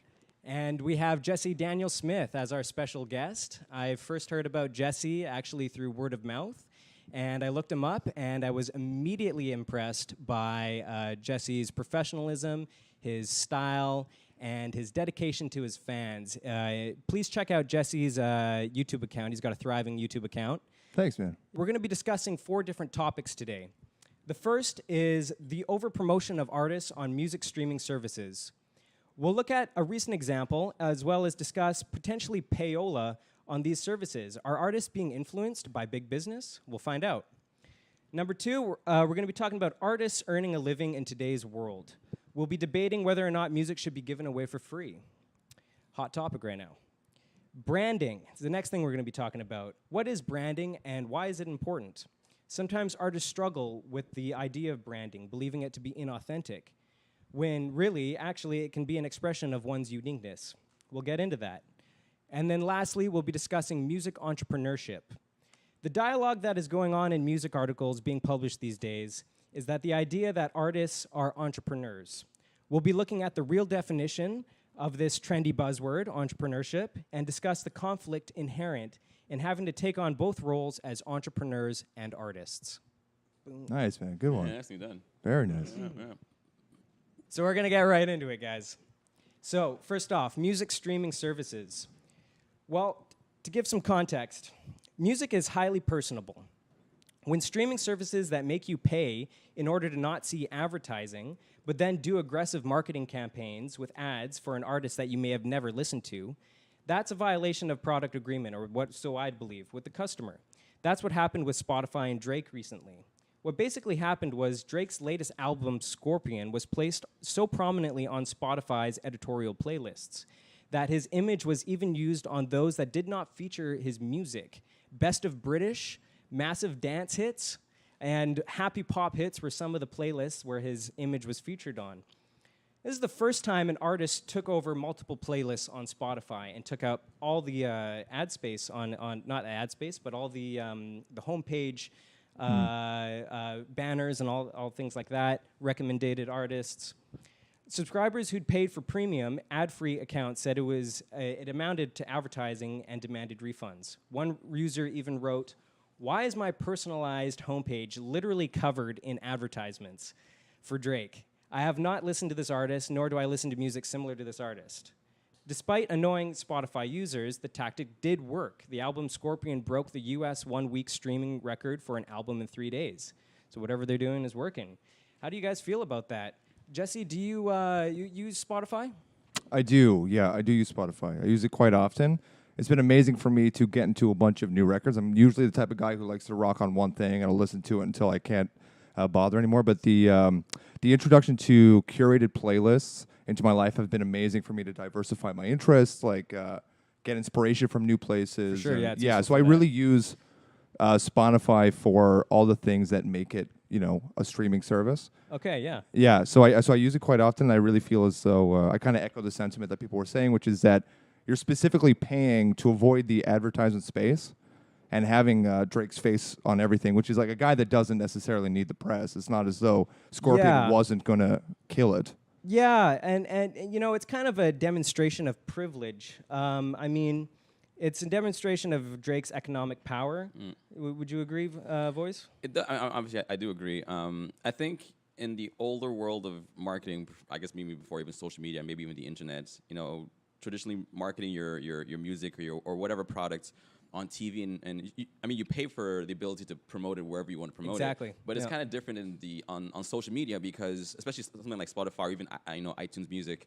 I mean, you want to be presented things that are related to your interests, and if suddenly your interests are being in a certain way violated, it's almost like a violation of your privacy. Yeah. Right. And then on the other end, it almost plays into the way Drake really is. I mean, he's the kind of person that kind of plays on his marketing. Yeah. So it is on one end, it's funny because you see him. And I think was he on also the gospel playlist or something? I think he was. I'm not sure. Oh, for sure. That's I could be wrong. Yeah, literally. On that Oh my end, gosh. it's funny because if you even look at his album, I guess notes that he left. Yeah. It was really funny, right? So, but on one end, it's kind of representative of the character that he is, but on the other end, it's almost a violation of privacy. So really, it boils down to what do users want? Yeah. And I think Spotify, on this instance, kind of played on what they took money first as the priority as opposed to the users' desires. Yeah. Well, this is not the first time a big tech company did something similar. It kind of reminds me, not as bad as the incident with iTunes and U2. Really, if when I woke up one morning and I found that a album was downloaded without my permission on my device, not nearly as bad as the incident with Spotify, I would say, but it really is. I mean, the essence of it is basically, here's a tech company that is making a big assumption about what their followers and their customers and users like, and a big tech company is in no position to impose artistic taste on you, and it really makes me feel like that. Yeah. I also think it kind of shows the naivete of some of the bigger acts to kind of what the peasants are up to. You know what I mean? I feel like U2 is and Tim Cook are so far away from what the average listener is about. Like the idea that U2 would be relevant in such an ad campaign. Yeah. Like I'm shocked that they didn't foresee how bad that this would be. Yeah. You know what I mean? We kind of like to have a quiet handshake with tech where it's like we know that they have uncomfortable access to our info and our libraries, but we kind of hope that they don't shove it in our face. And you know what I mean? Like I can totally understand the outrage, especially with the U2 record where it's like, I think social media is such a new realm really for everyone. I think we're all still trying to figure it out. It's like the whole situation with Facebook and Mark Zuckerberg, do you right? consider like Spotify a form of social media? It Almost? is. It is a form. I mean, people subscribe to your channel. Yeah. They're there to listen to your music and follow you. Yeah, So it is the next level of playlists, social media, right? And I think it's relatively new, and everyone's still kind of figuring it out. So there are going to be mistakes. I actually think that the U2 incident is way worse than the Spotify, because Spotify is really you log into your account and you're being advertised. But for your U2, you're like the album was downloaded into your phone That's way worse. That's for me. It's like you came into my world literally and put something in there that I didn't necessarily want. I love you too. So Yeah. I mean, I was happy personally, but I can understand how someone that doesn't listen to that kind of music and that never really wants to can feel a violation of privacy. I think it all boils down to violation of privacy. You know, all these social media companies, they technically have access to all this big data that represents your interest and and what you want to see. And if you want to see a curated playlist based on what you want to see, and you're being shown things that you don't want, that's a violation. Can I throw a contrarian voice into this? Yeah, get in there, man. I think that Get was in a there. really thoughtful explanation, and I really appreciate your outlook on it. I think that the only thing that I would say from my perspective is that the reason to me the Drake thing feels a little danker is because it is done under the guise of this is your subscription feed. Like, we're not going out and saying that Scorpion is going to be everywhere. Whereas the U2 thing, like Tim Cook and U2 at a joint conference are saying, like, this is what we're going to do. We're going to give you all the record and we're going for it. But I feel like Spotify, in the perfect situation, no one noticed what they did with Drake. And then it's like they're able to start doing more and more. Yeah. You know what I mean? They start to bleed this effect out where they're not letting you know that they are specifically manipulating the algorithm so that you are going to listen to the record that they want you to. Well, of course, because advertising is a form of influence. Certainly. And he reached the top record for number of Spotify plays within a week. He reached that in 3 days because of this marketing initiative. And obviously, yeah, it's bizarre to have such a strong and forceful marketing initiative on a service that is supposed to be for premium users, which is supposed to be ad-free. But, you know, really, there's a few things that are happening right here, I think. And it kind of leads to discussions in the music industry that very different people are having. Billboard.com, they released an article where essentially somebody wrote, a fellow named Daniel Glass, basically saying that playlist promotion is a very, very big deal. It's a very real thing. This is Mumford & Sons guy? Sorry? This is the guy who runs Mumford & Sons. Exactly. You're right. Yeah. And essentially, this is going to influence Spotify plays. Radio stations, they don't want to fall behind on what's happening online. They look at these Spotify playlists and they see which ones are the more popular ones, right? And then radio takes their hints from Spotify playlists. Clearly, somebody had to pay for this. Whether it was, in the past, as Daniel Glass says, there have been promotion companies that have essentially purchased playlists. For sure. On behalf of record labels. Some of those promotion companies that purchase the playlists are actually owned by record companies, and actually Spotify is owned partly by the three biggest record labels right now, right? UMG, Warner. And so really, somebody had to pay for this, right? There's definitely market manipulation going on. Voice, are you concerned that artists who are first starting out, they may be feeling like, it's harder to get in now if you have to essentially pay to play, right? If you have to pay to be noticed. Yeah. Well, I mean, I think it's a reality that has been existed way before even social media and Spotify. I mean, I hate to say it, but even a lot of radio stations will technically take on a song if a label is behind it, and if a label paid to For have sure. that While song paying taken to on. play on the radio, that's payola. Exactly, and that's existed since way forever. back when. And I think social media right now is starting. Well, Spotify and all these places are not necessarily taking the same approach, but you can see it happening. It can't make a newcomer feel like there's just no way in because of the politics. But I don't think that should discourage anyone, because I think honestly, social media, outside of even Spotify, there are ways for you to kind of garner your following and grow your music base. So I don't think you should say like, oh well, there's a gatekeeper in my way, so I'm just going to give up. Absolutely not. You got to push then through. Really, the industry is maybe it's not even meant for you, because it's going to be tough. It's going to be tough to make it. But I think if you really want it badly, you'll find a way to cross those gatekeepers. There are certain things, certain tactics that big artists can do to keep themselves in the top, but that doesn't necessarily prevent, and this is really important for artists who are first starting out, who are listening right now. It's really important to know that there may be things that can keep the big artists at the top, but there will never be anything that prevents a new artist from really breaking through. Yes, it requires strategy. Yes, it requires hard work, luck. You got to invest in yourself. You got to have the right team. but it's totally possible. I mean, many have done it. Totally. Yeah. To talk more about payola, you just reminded me of when 65, Jimi Hendrix releases a Bob Dylan cover, All on the Watchtower. And to promote it, Chas Chandler, bass player for the Animals, who was managing him at the time, would go into record stores and just buy every single copy of the single. Yeah. They would just go through and start buying every single one just to get them to chart. Yeah. And then once you're up there, it's like, at that point, Jimi Hendrix is more legend than man, as people just start getting on board just for the sheer sake of, like, he's number one. Yeah. Or he's in the top 10. Like, just that enough clout is going to start, it's going to make a fire out of a little tiny spark. So this has been going on, like, literally as long as there are people who are looking to make money, they've been figuring out tactics to promote the artists that they're looking to promote. You know what I now, mean? you actually promote some of your music on Spotify. Oh, yeah. You have your own music on Spotify. Spotify is my own. Spotify is like literally my main income. Like, it's, that's quite remarkable because Spotify is notorious and well known for not paying that well, actually paying less than iTunes. Yeah. Well, the secret is that I have 100% equity in my own company. Mm-hmm. So I've got that, which is huge. I'm not splitting it with anybody. Like, I make all the records and play all the instruments and I do everything for my house.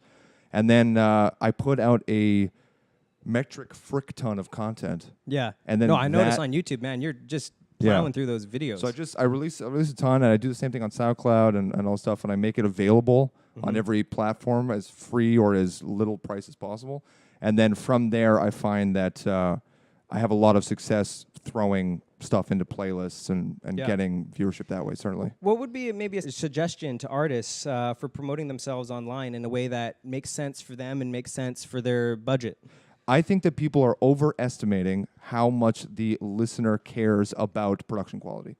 And I think that there is a time and place for that level of production, and there is an absolute benefit to working at that level. But I think that just starting out and releasing a bunch of stuff not only gets you, like, you're playing to a click for hundreds of hours. Yeah. If you're recording yourself constantly and you're trying to always push out new content, you're learning new tunes, you're writing new tunes, you're always listening to yourself back critically and hearing what's happening. And I think that this kind of expedient process of releasing stuff and getting better very quickly will separate you from the pack. And thankfully, if you're in the music industry and you're looking to make a ton of money, you're looking to do whatever, it should come from this base stance of you like doing it. Yeah. So if you love doing this thing, it's pretty easy to just do it a ton. And you'll separate yourself from others by just showing up in the related video feed and the whatever. Yeah. What? Go ahead, voice. Yeah. No, I was going to say that. I think Steven voice. Okay. Steven. You tell me which one. We talked about that before, too. Chester. Who's Chester? Steven. No, I think one of the advantages of social media is that it allows people to have different strategies, and whichever one works best for you, you can run with. Like in the past, again, it was just like labels. And radio, right? And those were your options. You had to submit music to a label, and you were at the mercy of whether or not they wanted to take you on or not. Whereas now you have options, like you said, you can bombard people with as much music as possible. You can work on your branding. You can invest into social media push. I mean, there's different ways that you can adopt, and whenever you find the most beneficial strategy for you, just run with it. And that's one thing I love about the digital age is that it gives the artist that much more power. Yes, like I said, it's going to be gatekeepers. They're going to be people that will prevent you from taking, the next step in a certain direction. Well, instead of saying like it's the end now, you just find another route so you find your way. Yeah, like your Instagram. Yeah. Which is killer, by the way. Thank you. Yeah, Well, yeah. and you know, guys, there's pros and cons to the readily available market online, you know, with the digital age, you know, the fact that anybody can just post something up, and we're going to talk about that later in the show. Yeah. For those who are tuning in right now. But a question for you, Voice, with regards to social media and what Jesse was saying earlier. Are artists getting maybe potentially desperate to promote themselves? Is this becoming a higher priority than some of the other things, such as, you know, focusing on your art, really honing your craft, working with a team, you know, developing a plan for your career? Yeah. Yeah, are the Instagram likes becoming more important than ever? And is that why maybe big companies are starting to use the influence of playlists and things like that? Yeah, well, it obviously is. I know for a fact that, you know, when it comes to, let's say, the acting side of the world, a lot of the times when people get cast, they have to go through your social media to see your clout. Yeah. And if you don't have it, that also plays against you. Yeah. Right? So I think because of that, a lot of people think like, oh, I need to go buy followers and I need to go buy likes and all that stuff. But I think, honestly, I would rather have a smaller following and grow it organically and have a bunch of people that really care about my content than try to find as many people as possible that really don't care about what I'm doing. And honestly, I think a lot of people think about spending so much money on their social media, but like for example, Facebook, you can promote your posts on Facebook. Sure. Honestly, for $20, maybe even less a week, if not less, you can reach so many people if you're just smart about your promotional targeting and how you're targeting. So people think they need to spend thousands upon thousands of dollars in the beginning to make way, when really you can make way with as little as possible if you're just smart about what you're doing. Absolutely, yeah. It's really not about how many followers you have. It's really about the engagement. That's a much better metric. The to measure. ratio. Yeah, I mean, like, you could be known. Nobody may care about you, though. What kind of connection do you have with your fans? That's, for artists listening at home, that's much bigger priority. Yeah, but there's also, like I said, there's also a downside to that, especially with like new algorithms by, say, Instagram, for example. Instagram determines whether or not someone should or should not see your post, even if they follow you. On that regard, you can understand why some people get desperate, because they might have lots of followers and have very little engagement, and it has nothing to do with whether their content is good or not. It's just Instagram determined these people will like your post, these people will not. The end of the world. Yeah. So in that regard, it does force people to go pay Instagram and Facebook to promote, which sucks. But you have to always find a way around this. There's always going to be people trying to take advantage of users. Yeah. But I guess if you're going to do that, just be smart about it. Think it. Work with somebody who really knows. Facebook ads is a huge industry right now. Like I work in digital marketing. Yeah. There are hundreds of people that you can find online to help you out with your Facebook promotion campaign. For sure. For those who want to do it themselves, it's not rocket science. You can figure it out, but definitely do it strategically. Have a budget. Know what you're doing. Read up on it. Yeah, I was just going to say, there's also something to be said about doing something that's more than nothing. Like, just having a thoughtful plan will go a super long way. Look at someone like Anderson .Paak's Instagram. I don't know if you've ever seen his. But it's like this one constant image. Yeah. And it's just constantly being added to, this photoshopped image. It's doing a thing that kind of flips the Instagram model on its head. Yeah. And people will go, look, I'm talking about it right now. People will recommend the Instagram account just because it's doing something artful. It's just something interesting. Yeah, and it's taking action on a plan. That reminds me of something that an entrepreneur that I worked with in the past said. He said, if you don't plan, you plan to fail. Totally. It's a plan to fail if you don't plan. Yeah, it's the old engineering adage of failing to prepare is preparing to fail. Yeah. Okay, so about that, Jesse, do you have a good sense of who your fans and followers are and how to effectively promote to them? Yeah, I do. Because of analytics, I have a good idea of my demo, which seems to be like 15 to 30-year-old women. Like kind of all over the place. My main listenership is America and Canada. Then it's like Portugal, Brazil, and kind of places like that. Yeah, I've noticed that I kind of have a niche of being able to take an old tune that is very well known, like maybe like an Elton John song, and putting it in a 3-minute pop packaging that people can get behind. So I'm big on like cutting the fat and making it as short and close to that 3-minute, get to the chorus kind of feel. Yeah. Yeah, definitely. Cool. Yeah, I know my mother is a huge fan of yours, actually. Oh, really? Yeah. Amazing. I've done it. That's a great demographic to go for, man.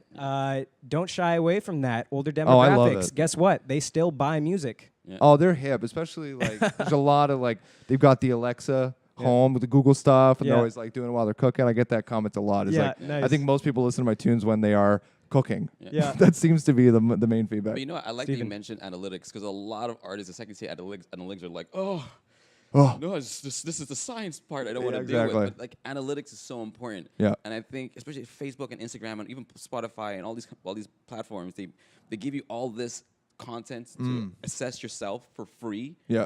And it's so worthful. Worthful is not the word. I get it though. But it's worth it. If you take the time to understand what it's telling you, you can see where you're making mistakes. You can see where you can make adjustments. And you can see where you're doing really well and where you can excel. So good on you for that's very true. Yeah. Artist earnings and free music, okay?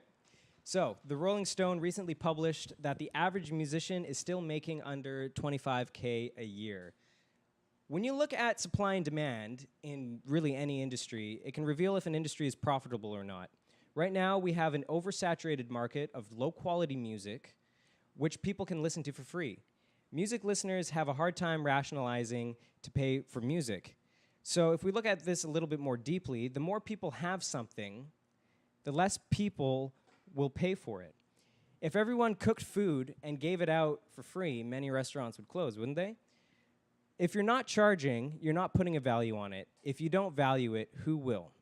But when you stand up for yourself and charge your worth at a live performance, for example, the promoter, venue, booking agent will say no because they can get it for free from somebody else. They'll say it's for exposure to make you feel better about it. How can you compete with people offering it for free? So if you consider yourself as a professional, you're going to ask to get paid as a professional. Being an artist is bigger than the word profession. It's a recognition. And many artists would prefer to just have recognition. That's why companies can say, you play for us, we'll let you be an artist, but we won't let you be a professional. What do you think about that, Jesse? Oh, I don't know. I think professionalism might be overrated. Yeah. In terms of like, I'm definitely part of the problem. I water things down by introducing a ton of free music. But I've always been of the mind that the word free is a little looser. The reason I say this is because there have been many, many times where someone has approached me saying like, look, I don't have any money for music, which I totally understand. We would like to use your tune, but we can't offer you anything other than exposure.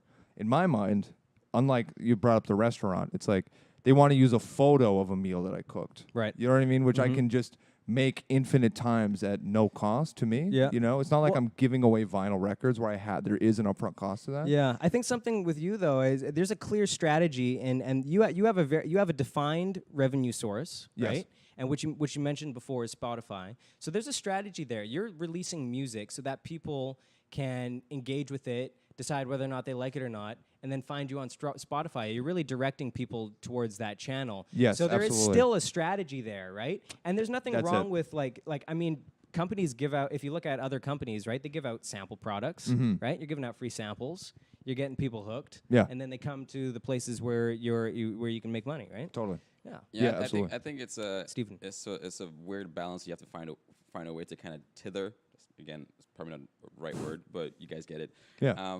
Because if you give like, I've actually been in a situation where a producer reached out to me and he asked me to do vocals on a song. He wanted me to write and record my vocals. I won't say his name, even though I want to. And when I said, okay, well, I charge this much. He knew about me because of my clout and what I do and all the things I've done. And when I said, well, this is my price, he said, who pays a singer? He literally said that to me, like, who pays a singer? Yeah. And Wow. that made me so mad, because this is something that I have over a decade of experience in. You know, I have so much behind me in terms of experience and proven grounds that I've traveled.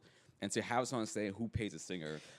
Let's not go too far and make accusations, because maybe his mindset is from an environment where, people are not paying singers for whatever Exactly. reason, And- and that so really speaks to the situation that's going on right now. There's a reason why he's saying that, right? Look, This is happening. Is because I feel a lot of people, because it does make sense. I think in some occasions you should do certain things for free, but you should have a business mind behind that decision, right? If someone says, "Hey, I want you to do this," it's going to give you exposure, then your mind should go, "Okay, well, is the exposure worth more than me being paid right now?" And Like, how am I going to use that yeah, exposure? Exactly. So if someone says, "Hey, Steven, I want to use," for example, again, like using your example, your song in my movie, then I'm going to ask them, like, what's the reach of your movie? How many people are going to see it? Is it really going to be worth my time? Is it if I do this, will it amount to anything for me? If it doesn't, then in that occasion, I'd prefer to get paid, because at least in that regard, that's where I'm getting compensated. If the exposure will help me, then for sure. I mean, like, we're speaking about Drake before. If Drake was to reach out to me and say, "Hey, I want to put you in a song. I'm not going to pay you, but blah, blah, blah, blah," I might probably say, "Yes, Drake. Let's do this."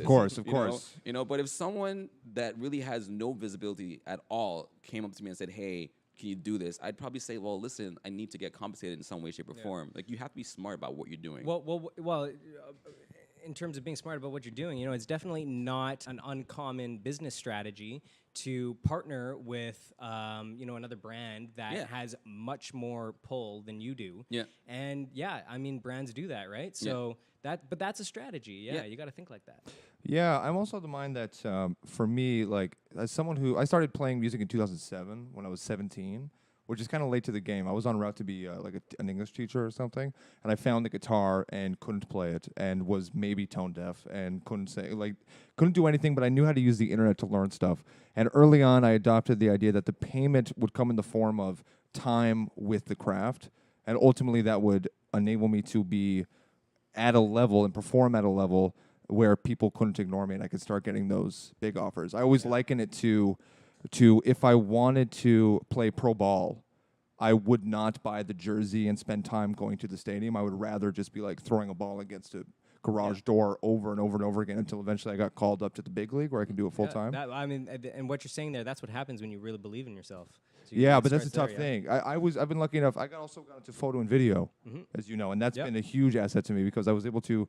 I spent the money I was going to use on a photo shoot to buy a camera. Again, pretty naive, but thankfully with the things like YouTube, there's tons of free resources where you can learn, and that allowed me to start. Once I started making videos for myself and those were working, I started making videos for other people, and then I had this side hustle that was allowing me to do music 6 days a week for free.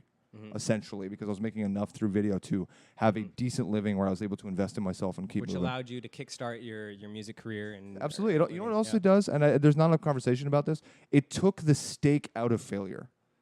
And when I was doing music loose like water, I was doing the Bruce Lee, I found I got way more attention.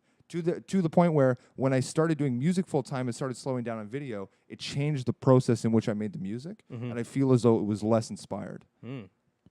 So I think that like it can actually go the other way a little bit. So you got to keep track of that. But it's been nice to put music like recently back into a side hustle, and I feel like the work is more interesting because I care less about the outcome. right. You know why I think a lot of people, artists, don't understand their own worth because they themselves don't know how much, they're not really putting money into themselves. I know a lot of producers, for example, that won't necessarily buy the software they use to produce. They get it for free. So for them, they're just like, oh, yeah, well, I can produce a song and it's free for me to do it. I'm like, but if you invested into the materials you're using to build yourself, you'd know that there is a cost to being to being who you are, and you need to find a way to counterbalance that and make a profit. If you don't have that understanding, because at the end of the day, the industry is a business, right? And if you're not being business savvy from the get-go, then you're undervaluing what it means to be an artist. Because like a lot of people, I'm sure there's a lot of songs out there that have been produced from producers that did it on software they didn't pay for. Yeah. Right. Fruity Loops. Yeah, It's all 100%. Yeah. They just crack it, and that's a problem. Like, I've made a decision to not crack the software. Like, I'll pay for it. If it costs me $2,000, I'll work to get that money, to put to then know that I own the software and I work to make it happen. And now I know my worth. I know I need to recoup this money somehow. But if you don't understand that, if you're not valuing yourself from the get-go, then you'll never value the industry that you're in the first place. Yeah, I agree with that. There's Go ahead, Jesse. I agree with that. You can get Logic Pro for like $250, which is like the most fire DAW for someone who just has a laptop or whatever. Like, it's literally amazing. But I'm with you. So when I was super poverty level poor, when I was making like $4,000 a year with cover shows, this is before I was doing the internet. I would have pirated software because I just literally couldn't afford it. And the time that it takes to just be working with it and troubleshooting it and getting over the errors and the various instability bugs that come with pirating is just not worth it. If you have the time, the user experience of rolling out updates with and keeping track of it is huge, because then you know that when you boot it up, it's just going to work, and you're not going to, the muse is not going to leave the room because you're trying to figure out why your inputs aren't working. So you're saying there's a value to paying for things and purchasing things properly. Because I think stress, headache, and worry kill creativity, like you read about. Yeah. Plus, I mean, if at the end of the day, if we all just stopped paying for the software that we use to create our content, eventually we'll bankrupt the companies themselves. Then those software wouldn't exist, and then we can't even do anything. This is a perfect segue into a quote that I want to bring up here from actually a professor of philosophy. His name is Peter Godfrey Smith, and he says, people say information wants to be free, right? Music wants to be free. Real artists shouldn't be concerned with getting paid, right? These are some of the things that people say. But of course, this best translates to all sorts of activities that were essential in forming culture, playing and composing music being one of them, will soon no longer be a profession. An option is, and this is an interesting concept here. I don't know how I feel about it, but I'm just going to throw it out there. An option is, think of it like voting. It's not a charity. It's buying music right now so you can vote for a certain future. Voting for a system that will include professional music in later generations, which I'm sure we all want. Voting is something that many of us do because we want to have an effect on politics. So when he says voting, he's talking about voting with your money, right? Pay the artists, right? Even if we think we will have insignificant effects, we still want to express our preferences, like voting. So it happens anyways, even if it's the team we think will lose. People like to pick a side. Yeah. Well, it's like I said before, with social media, you really can choose the direction you want to go in and what strategy works best for you. For example, you give away a lot of your music for free, Totally. but his payola, or again, wrong words, his way to make money off of things is It's a confusing word. Yeah, right? yeah. It's through Spotify, right? Yeah. You know, another person can decide, like, listen, I'm gonna give away my music for free so I can gain a following, and then from that point on, I'll have clout that other companies will see as value. Then they'll pay me to brand, to wear their brands, things like that. So there's always different ways to make money in the industry. The things that you have to figure out what works, but you have to have a business plan from the get-go. But you can't just give away things for free just because of exposure without understanding what it hurts the exposure industry. means. Absolutely, it hurts Yeah. the industry. It Yeah. dilutes the industry when, you know. I guess I'm not a huge fan of just saving the industry. I'm Right. okay with the industry disappearing. Right. I'm okay with like everybody just going to their And laptop, then writing a song about that. making tunes, yeah, and then throwing it up on a distribution website and having the industry itself disappear and have more of a direct-to-consumer, just like an experience where I was talking about this the other day. It's interesting that I have a machine where it's a microphone plugged into an interface, plugged into a laptop, and I play guitar into it, and like food and rent comes out the other side of it, which to me is fascinating. But it wouldn't be the case if there was 10 more steps in between. Every time I add a chain to that link, or link to the chain, I should say, I'm watering down how much money I'm going to get a return, and then it does become ridiculous. Like I can't possibly You have to sustain think, it. but I agree with you. But you have to think about. I think like every industry is like a pendulum. We got to swing one way and swing the other way, and there's always like the perfect middle ground. But we constantly keep swinging over to these extremes. So if we just let everyone put out content, you get diluted to the point that. Here's an example.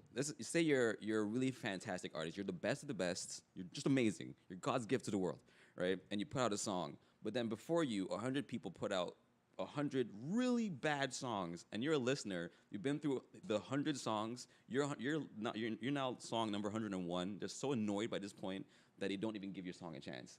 That's what happens when you get diluted. When you get too much content out there, you become a victim of just another one of the people. Right? Yeah, and that well, makes who you are then you can't even stand out, and you can get lost in the ocean of things. Yeah, because the thing here to address as well is, you know, the connection between putting music out for free, the availability and the ability for anybody to do that, and then what happens to the overall general quality of music, and then what happens to consumers of music's expectations. Yeah. Right? So what I'm seeing here is there's sort of like a downward spiral. It's all connected, right? Having music out for free, the availability of it, the fact that anybody can just throw it out there. And I'm not saying that it should necessarily, there should be strict rules to prevent that. You know, definitely like free speech, open speech, you know, let's allow people their creativity, even amateurs, right? They're allowed that. They deserve that. But how that impacts professionals who have worked so hard, right? Who really do dedicate their lives to something. If they're not getting paid, they're not going to be able to dedicate their lives to it. If we don't have musicians who can dedicate their lives to honing their craft, we're going to have continuously less and less potent and creative music. We're gonna the value there is just gonna drop. I don't know. I think it's a bit of a slippery slope argument. I think it's a little bit like time doesn't show that at all. I would actually argue that there has never been more time for artists to hone their craft, and there has never been more creative output and better music. Like to the point where I would say that, you know, it's like talking about quality of music. Like the whole reason that punk took over when it did is that people wanted a response to the very glossy and produced, you know, disco era, like that kind of stuff. They really wanted to shy away from that. And once they got like kind of sick of the super lo-fi, super loud, it tidied up a little bit. And Yeah. we went grunge, and then grunge that's the became pop. phenomena And of culture. You know, culture responds to the age of that time, and Yeah. music follows culture. yeah, like I'm really of the mindset, and I've been talking about this forever, but R&B is coming in right now, and it's perfect timing because in 2020 we get the 100th anniversary of pop culture, the 20s, the swinging 20s comes back, and R&B is making a perfect platform for jazz to come back. And I think the next version of Jazz, pop that we hip see hop as well. is going to be this super jazz infused throwback to the 20s, and I think that musicianship and live performance is going to be the new currency. And we're gonna have a response to the amount of production right now, and it's gonna go. We're gonna start giving money to the ability to perform live, and I think that's gonna be the new thing.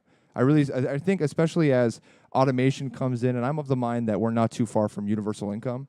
I think that as soon as people have more time to themselves, the value of music is going to come back, and we're going to start giving it to the people who can play live. And I think that we're actually going to be ushered into an era of incredible live performance, and the walls will be the walls will be great. It's going to and- change music as well, whether or not this is to your liking or not. But like the more we open it up to everyday people, the more we open it up to people who are not musically trained, who didn't necessarily grow up with music, who didn't necessarily have proper instruction. I'm not saying it's a good thing. I'm not saying it's a bad thing. It's definitely going to change music. It's going to change what's being produced and created, and that in turn will change what we call good music, and it'll change our tastes as well, right? Yeah. I'm biased because I am this guy. Yeah, I'm exactly this person. That's why it's like, great no to have you tra- right now. Yeah. So it's tough from my perspective because without You've benefited from it. hugely Yeah. because I was given a platform where I could release like this kind of pitchy, folky indie guy, and that gave me enough money to take time and buy courses on music theory and start applying them and learn production and get like if you look at my first stuff to now, it goes from like one microphone for guitar vocal, and now I'm doing multi-tracking things Yeah. with all the instruments. And I'm definitely not against stories like yours, because stories like yours, like you're so great at what you do. I'm really glad that you were able to do that. Thank and, you. Your music is like a blessing on my life. Yeah. Well, I think it's always going to be like there's always going to be a plethora of different kind of people that will come into the industry. Like it's good to have people who want to come in and grow and learn, but there are also going to be a lot of people that are going to come in and just do the bare minimum and then flood. Like for example, as a trained singer, I don't like being compared to another singer who's a singer who uses auto-tune to correct every single thing, and you tell me we're on the same level. I'm like, no. Like I worked my butt off to get here, and I don't use autotune, and someone is going to use autotune the entire time, and they're going to tell me that we're the same Right. level. It's not the same. It's not fair, right? So it's one of those things where, as we shift, we're going to keep. It's like social media. We're still kind of trying to figure all this stuff out. It's going to eventually get to a point where maybe it'll make sense, or maybe it'll all crumble and just fall apart. But I think we need to all just be smart about how we run our businesses, Right. irrespective of what those business models are. And Steven, Yeah. is there a fear amongst artists that if they don't give away their music for free, no one will listen to it? I think there is, but I also think, it's like I said before, I think it should depend on the business model you want to go for. I don't think you should be afraid of whichever one you approach. Just because someone's doing something doesn't mean you should do the same thing. Like I know this really amazing artist who gives away, he does like a free song every week, and now he's on BET and he's really well known. Like so, it depends on what you're going for. If you wanna, but again, you have to be smart about how you're doing it. Like I said, you have to see what the exposure means and what it's worth to you. Is it financially viable to just not make money right now and go for exposure? If it is, then go for exposure. If it's not, then maybe you should think about getting paid. So you shouldn't fear giving your music away for free because you think other people won't listen to it. I think people will listen to the music if they want to, but you have to just be consistent and think about what it is that you want to do. Yeah, I think for the most part of this discussion, we've sort of been referring to selling your not selling, having your music available or your masters available online for listening. But Jesse, maybe you want to speak a little bit about live performance and paying to play or playing for free, Yeah. or venues not giving fair pay.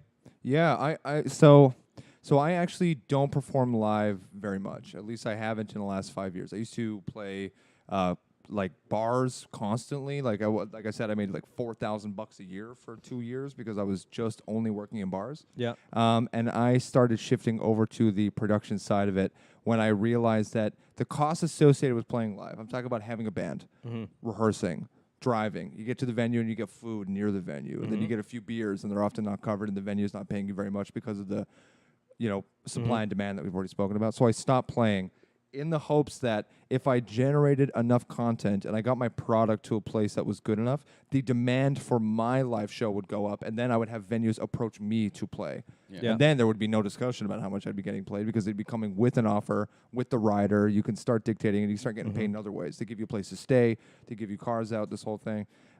Especially in my genre of music, which is really like guitar-oriented vocal stuff. Yeah. I'm not talking about like more the super pop stuff, which I think might be a whole different thing with performing live. But for the folk guy or the band, I noticed that the cost of playing live were making me were putting me in a financial position where it wouldn't be sustainable. So I started playing live with the hopes of having an incredible return, and then as my value and my clout went up, I would start getting good offers, which has come true. Like that has been the thing. And very, very recently, I've started getting into this this like child state. I really feel like I was taking it very, very seriously for a while. And I forgot that when people come out to see you, they're looking, in my opinion, to see someone who has a connection with music that they don't have. So they're choosing you over Netflix and Tinder and all the things that they can do from the comfort of their home. That's true. People love to see people, engulfed and engaged in what they do. Yeah. Yeah. Let's look at Ed Sheeran. Ed Sheeran still does his concerts as like guy with a guitar, and he's just loop pedal and shredding it. Even though a lot of his songs on the radio right now are completely huge pop production, they're not like sound indie singer songwriter. Yeah, but he still diversifies. performs like that, eh? That's what you're saying, yeah. That's what I'm saying. He diversifies his product by having a different live experience that he has curated specifically. And when people go into it, they know what they're doing. John Mayer's another guy who does this. Right. He does his like solo stuff. He does the trio, and then he does his big band stuff. And I couldn't be more into curating a completely different product for live. But I think that you have to, like playing ball in the big league, you have to spend a little bit just throwing the ball against the garage door until you start getting the offers. Then you can take that money and invest it back into yourself, get a killer band, get some lights, get some Technics maybe. Then, it starts to grow in that way. But very recently, like I was mentioning, I've started to just go and play live anytime I can for the sheer love of doing it, just for the sake of like being young and alive and literally going out and singing, which is just a gift. It's just a gift to be able to play music. And I'm trying to translate that to an audience regardless of how big or small they are, because I have the financial safety blanket of Spotify and photo video at the same time. So that allows me to have this freedom where I can go and have fun with it, which ironically gets you more press and more clout, because you're like, this guy played to 4 people, but he played as though it was a stadium. It's that cheesy idea. And I'm like you. I've done things where I've been paid to play at venues and big venues. But at the same time, if I'm walking down the street and I notice like a street musician doing something really cool, I'll just jump in and just have fun. So it's like Nice. to be in this industry, like, you have to love it, man, because It won't last otherwise. Yeah, there's You'll gonna burn, be good that's for days, sure. there's gonna be bad days, but if you love what you do, then it's all gonna be worth it. But I think we live in a world where maybe in schools they should start teaching in business classes the worth, your financial worth versus followership worth, and make people get better at assessing what makes the most sense, because I think that's the key, is assessing the right thing for you and then growing that. Whether it's giving away music for free and then getting paid from sponsorships, or or charging for your music, and I don't know. So it all depends on what works for you. Just find that, roll with it, and then For sure. Or, work with somebody who's thinking about that kind of stuff day in, day out, a manager, you know what I mean? And there's and don't for artists who are listening in, who maybe first starting out or thinking about starting out, don't get into the headspace that, you're only going to be attractive to a manager if you've reached a certain level, or that, there aren't just like people out there who are just really gung-ho about music. They've got a bit of business experience. They're passionate about business. They've got some business acumen. They want to partner with you, and you can pass on those responsibilities to those people. Yeah, like delegating for sure. Delegate. Yeah, I'm just gonna talk to you really quickly, and we can move on if you want to. But like, No, go ahead. like for example, on my Instagram, every once in a while I'll put out a video of me just singing a song, playing piano and playing the guitar while singing. That's free. I'm giving that away for free. It's usually it's a song I either made up on the spot and I'll never actually record it for real. It's just it's just voila. Yeah. But things like that then gain people that gains you notoriety and gets people to follow you. And then when you do What's the put out concept of the sample, giving out free samples? free samples, and then when you actually put out something like that you want them to buy, then Yeah. they're more likely to actually go do it, or you put it out on Spotify. Even if it's for free, they're more likely to go follow you there, and you can make your revenue from a subscription-based income. I mean, like I said, there's many ways to do it. I think we live in a world where you as a person can advertise yourself a lot better. A lot of actors put out funny skits on their Instagram, and then that's how they, Hollywood studios Look at Will discover them. Smith and stuff. Yeah, look at Will Killing Smith. it right now. Yeah, so like, you have so much Been available killing to it. you. Will Smith, he's been killing it for a while. Yeah, but Forever, he's really killing it now, and I think On he's Instagram really, specifically, yeah. yeah, he's really showing people Oh, you how. mean specifically Instagram? Yeah, yeah, he's Oh, just destroying okay, it. yeah. He has his Instagram profile is really cool, man. Yeah. So like, yeah, there's a lot of there's a lot of ways to really own your own. I call it your own business, and be smart about your own career, and really define yourself the way you want to be defined. Yeah. Well done, guys. A lot of interesting opinions. Since we're on the topic of artist earnings versus free music, there's a debate poll here from debate.org. And it's basically a website where you can vote yes or no to a specific question and then give your comment. So the question is, should music be free? Interestingly enough, 57% said yes, and 43% said no. That's actually pretty even. So that's kind of interesting. Let's look here at what some people said here. This person says, who voted no, music should not be free. He says, music is sold for a reason. I can see where people would think that it being free would be good, but is it honestly? Artists have to pour money out of their pockets to make music, and if they're not getting paid anything, then they have to pay to do what they love. Sure, things like sports have to be paid for, and people may love doing those, but think of all the hours and other money they have to spend to be good enough to produce music. They need money to feed their family. What do you guys think about that? Yeah, I don't think he's wrong.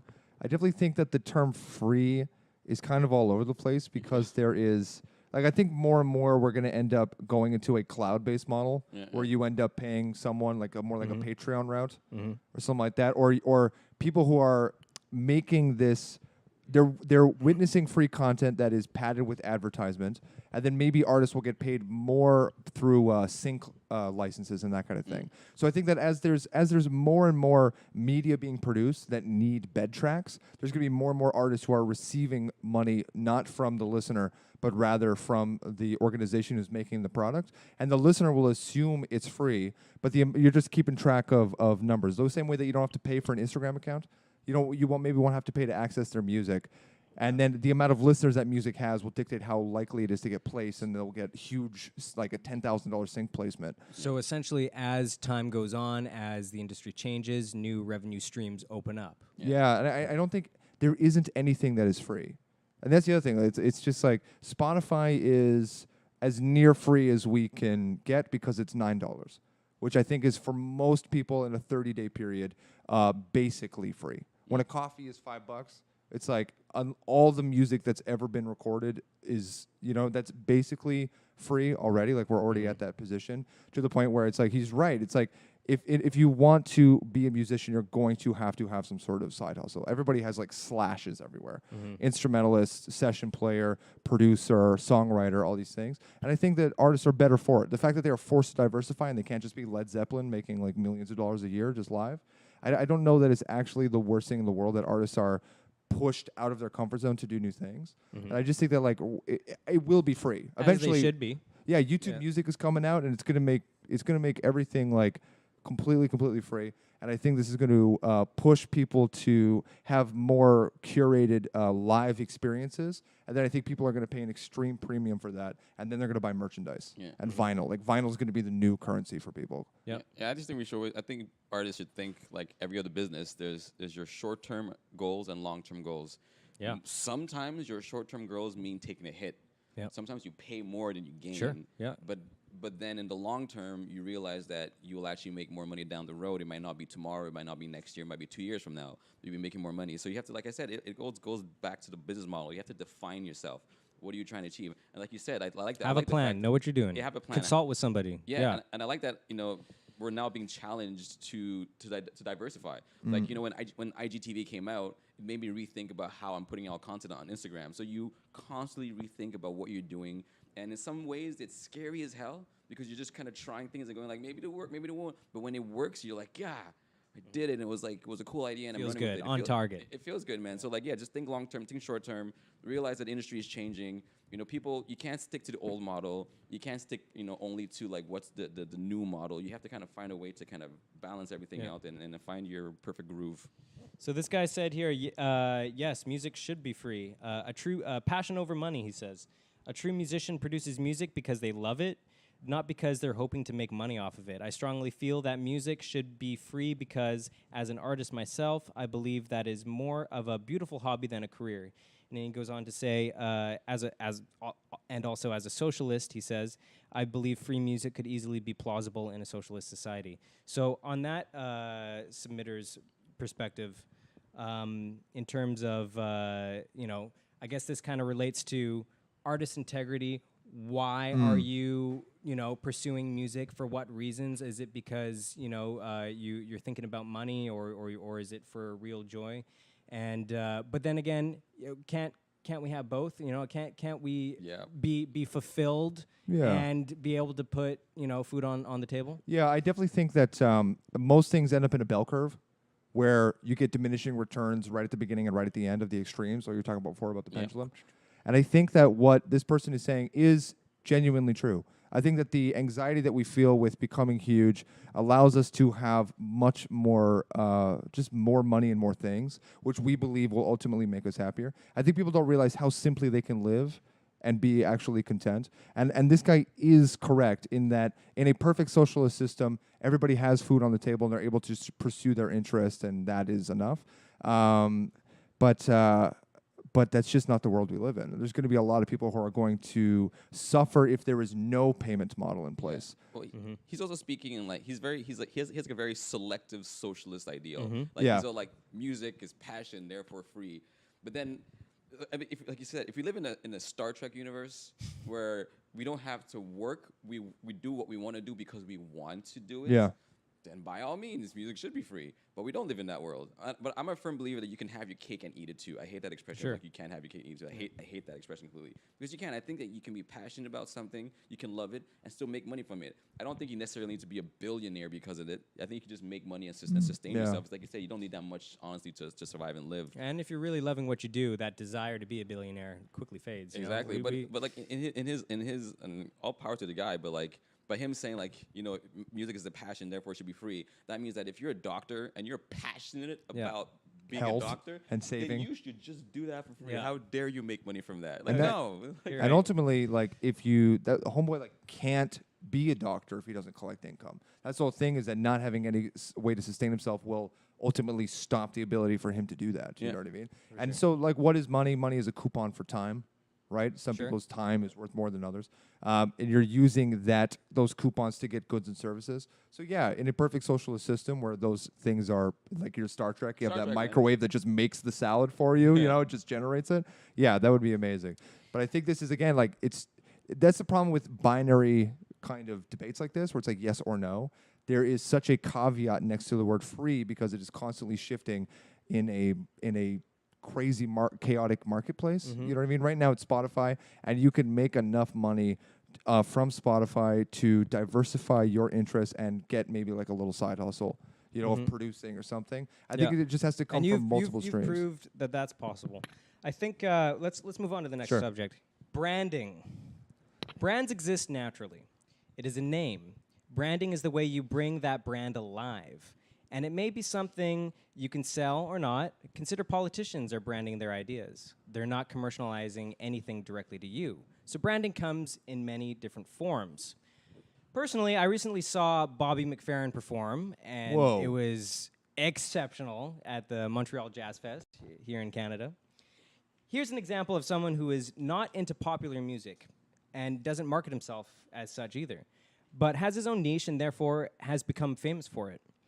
He carries his own brand, and in the promotion of his concerts, you can see ties to his branding. The action of bringing something out is called branding. That's what it is. Associate it with commercialization or the promotion of an idea, and people can buy into it if they like the message or product that the branding illuminates. Great brands make you feel something. They make you remember something. They transport you.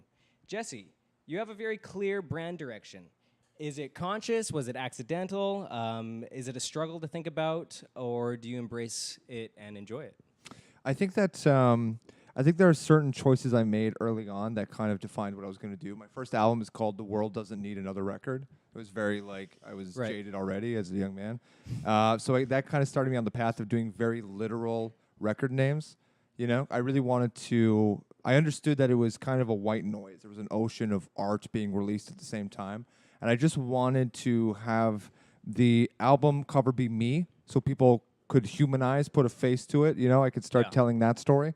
And then I wanted the title to be super long and kind of going against the grain because I thought it might pop out. And if people could linger on it for half a second longer than other acts, I felt like they might click through to it. And then I really was confident about my product, so I believed that they would stay. And that ended up being true. So it was conscious at first, and since then, I've been trying to be as pure as possible to my voice that I can, to the point where it's uncomfortable. I want to be polarizing as possible. I really feel as though the Lady Gaga meat dress was like the most genius Right. piece of anything that ever happened. Sure. I mean, if you want to go deep, I mean, anti-branding is branding. If you know what I mean, like that's and right. You can see that in like a variety. Because I mean, I'm just going to relate branding here to interior design because branding it. is very much visual based. There are different interior design styles that are just completely chaotic, but it's chaotic on purpose, right? So Certainly. that could be part of your branding. Just because you're all over the place doesn't mean you don't have a brand. Yeah, image, I think right? that's true. I Part of definitely think my brand is what I don't do. Mhm. Let's put it that way in this case. You know, Process of elimination. so it's as conscious as I want to be. I want it to be as true to myself as possible.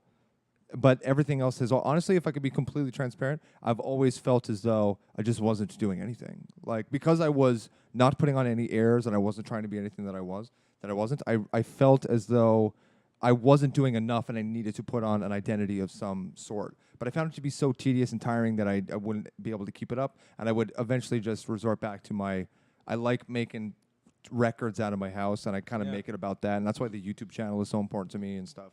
Because it's really like, I like making tunes. And I really want it to be about that. So all my branding kind of goes around being this Swiss Army knife guy. right. Yeah. Yeah. Voice. Go ahead. I was gonna- Stephen. Yeah. I was gonna say, okay, come on, whatever you want to. We've abandoned We've it. established Oh this. man. Yeah. From now on, I Part said two. it's Chester. I'm Chester. No, I'm not really Chester. No, I think branding is just a natural phenomenon. I think we put so much pressure on the word brand as though it's something that you need to necessarily create when it's just inherent to every single person. The reason why you like someone off the bat is because of their personal brand. They themselves are not necessarily trying to brand themselves. You just like their personality, you like who they are, you like how they dress, whatever, but that's their own personal brand. I think good marketers are people that are aware of what it is about you that is so strong and captivating, and they pull that and they put that to the forefront.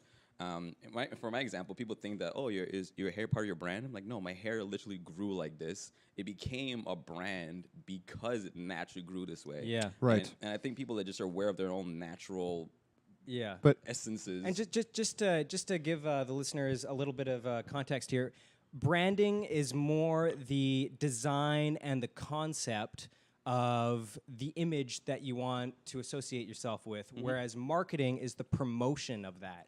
Marketing is the train of execution in which branding is That's right. is promoted. Yeah. So you know what I was gonna say, man, is that the hair certainly grew that way, but I think the brand for you is the fact that you didn't cut it and that you actually like went hard on it. Yeah. And I think when people look at your Instagram, they get a little window of who they wish they could be. Like I wish I could be the kind of guy that rocked that kind of sunglasses, Thank you. that Thank went with the hair, that committed that hard. And I think that when they're going to and from work and they're choosing to support you, it's because you're offering them a little window into what they may be doing in a world where they felt confident enough to go for it. You know, and they felt confident enough in themselves to pull off a look that it's going to polarize people. And that's the thing. It's like I was saying before about branding. For me, being it's inherent to every single person. The reason why I didn't cut it is because I knew, as a Nigerian, you know, like even my dad was like, "You need to cut your hair. Like Africans don't present themselves like this." And I was like, "No, I just like," because as a kid, I used to be jealous of all my white friends because they could do all these cool things with their hair, and I was just like, I can just grow it out into a fro maybe, and that's about it. So when they Right. started Welcome to doing- Canada, where you know, it really is no judgment. So when they started doing this, I was just so happy that it was. And when people tried to tell me I needed to cut it, I said no, because this is naturally who I am. I go against the grain. I go against what everyone tells me I need to do and do That's what right. feels right.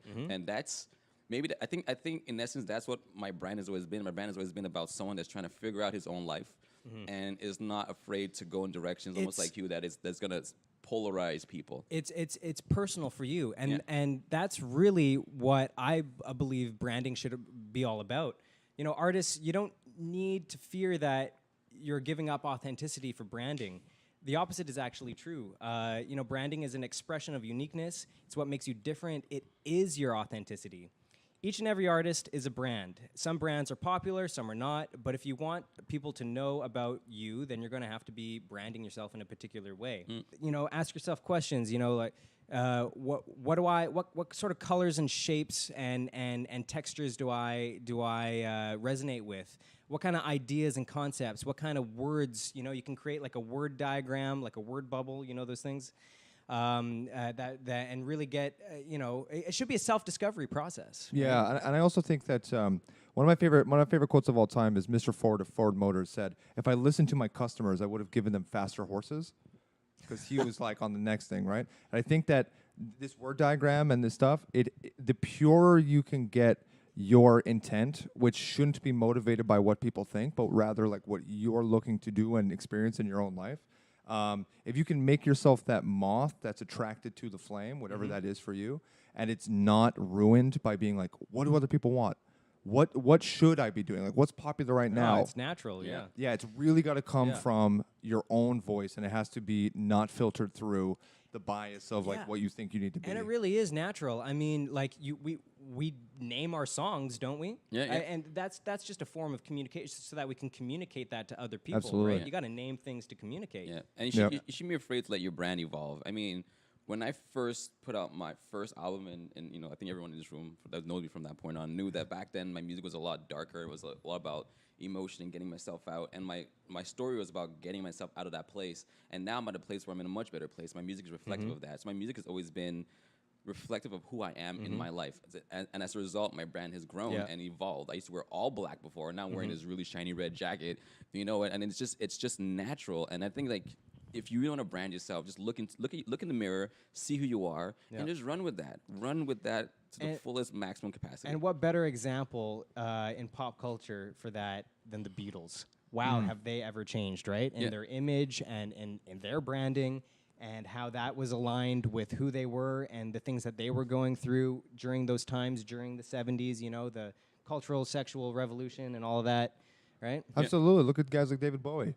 Same thing where you had David Bowie, the individual that you would hang out with, and then you had David Bowie, the He had rock many star. You had alter Ziggy. egos, You had all these absolutely. things. Bono did the same thing when he was Yeah. talking about U2 earlier. Yeah. He had a whole thing like Mr. Mephisto and stuff, where he'd come out Okay. as a devil and call I didn't know George about that. W. Yeah. Senior and complain about what was going on. Yeah, there's a whole thing to that where it's like he clearly had a little aggression in his life, and he manifested that into a character that he could then put in front of an audience, and he could, you know, they could kind of For work sure. through that little Yep. wrinkle, you know. Yeah.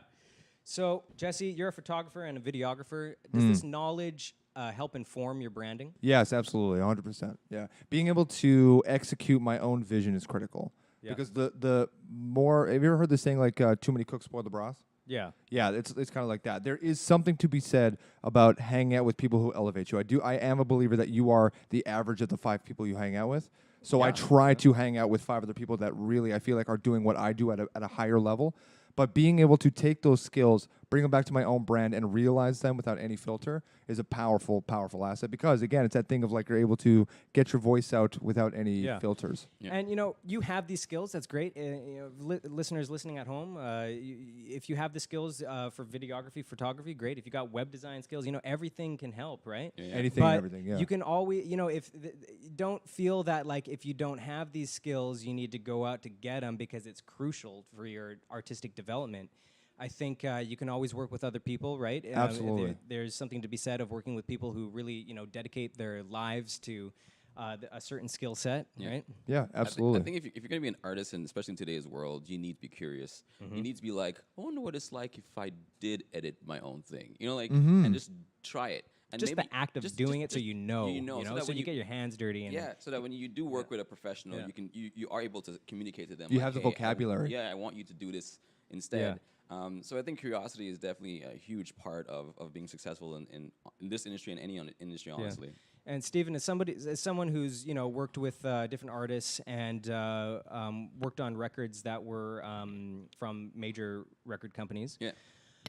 What was the process like for those album releases and your talks with the record label and the artists that were sponsored by the record label? Yeah. In terms of branding and how that record was branded and how they want your image to be for the record and things like that. Well, first of all, no one can tell me what my image is going to be. Anyone try to tell me that what I need to do, instantly my body just shuts down, and I just know, like, nope. I'm not going to say the name of this label, but a really big label last year wanted to sign me, but they were like, on the condition that you cut your hair. And I said, hell no.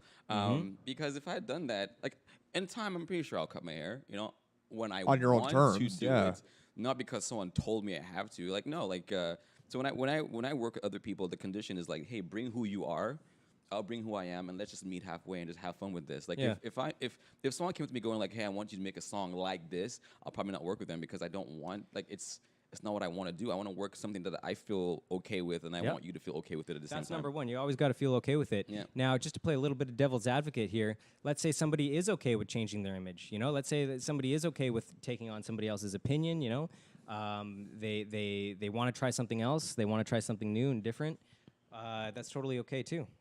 Yes, of course. Like, it's equal parts music, equal parts industry. Yeah. And I think that if And how much do you decide how much you want to be involved in that industry? that's right, Really, yeah, it's your choice. yeah. And if you are okay, if you feel like you want to trust somebody with your image, so you can focus on the live performance aspects or whatever, like, that's also great. There's no wrong way to do it. Just some are more artistic than others, and the value of artistic is philosophical of how much artistic integrity you have. I mean, it's completely dependent on the person, but yeah, I think that in this industry, the personal brand is everything. And I think as time passes, it'll be more and more about the individual. I think we're seeing this with just like the fall of bands, like just the fact that bands are dissolving, and even a popular group like Maroon 5 that is a band is more like Adam Levine just doing stuff that with electronically produced stuff. There's nothing wrong with that either. But I think that it's just, as there's fewer pieces in an organization because there's less money, the importance of the individual and their brand and sticking out is going to be huge. Like, look at guys like Mac DeMarco and stuff who really benefit from being these like greasy Montreal, Brooklyn boys. You know what I mean? And kind of going against the status quo and being gross. They were living in Montreal. Yeah. From Brooklyn. From Calgary originally. Okay. Oh, moved to they Montreal, they and then really are eventually, Canadian. and then went to And then moved to Mac. Brooklyn, of course. And then moved, of course, Williamsburg. You have to. You got to get a slice of New York. But going back to what you said about bands, kind of like personalizing the individual. I mean, you even see that with companies. More and more, you see the president or the owner of a company putting their face up front, going like, "I'm this person." Totally. People more and more want to feel like a personal connection to the person and not this giant corporation. So, like, I think That This is is the that is Steve definitely Jobs the trend. response. yeah, exactly. Yeah. You know? Exactly. Yeah. Yep. Good stuff. Or Elon Musk is another more contemporary example, certainly. Yeah. Now, I want to bring an example here. It's an interesting example of the use of branding by association, right? And I want to know what you guys think about this, and I want to know if you would consider something similar, and if you would, like, what would it be? What would you associate yourself with? So, Jay-Z and Beyonce sang behind Leonardo da Vinci's painting of the Mona Lisa at the Louvre, okay? A work of art that is considered a masterpiece, and that's really important here. They are branding by association. They didn't create the Mona Lisa. They aren't Leonardo da Vinci. They didn't build the Louvre, right? They didn't construct it, but people consider them masters of art and culture, right? There's association there, associating themselves with a masterpiece. Yeah.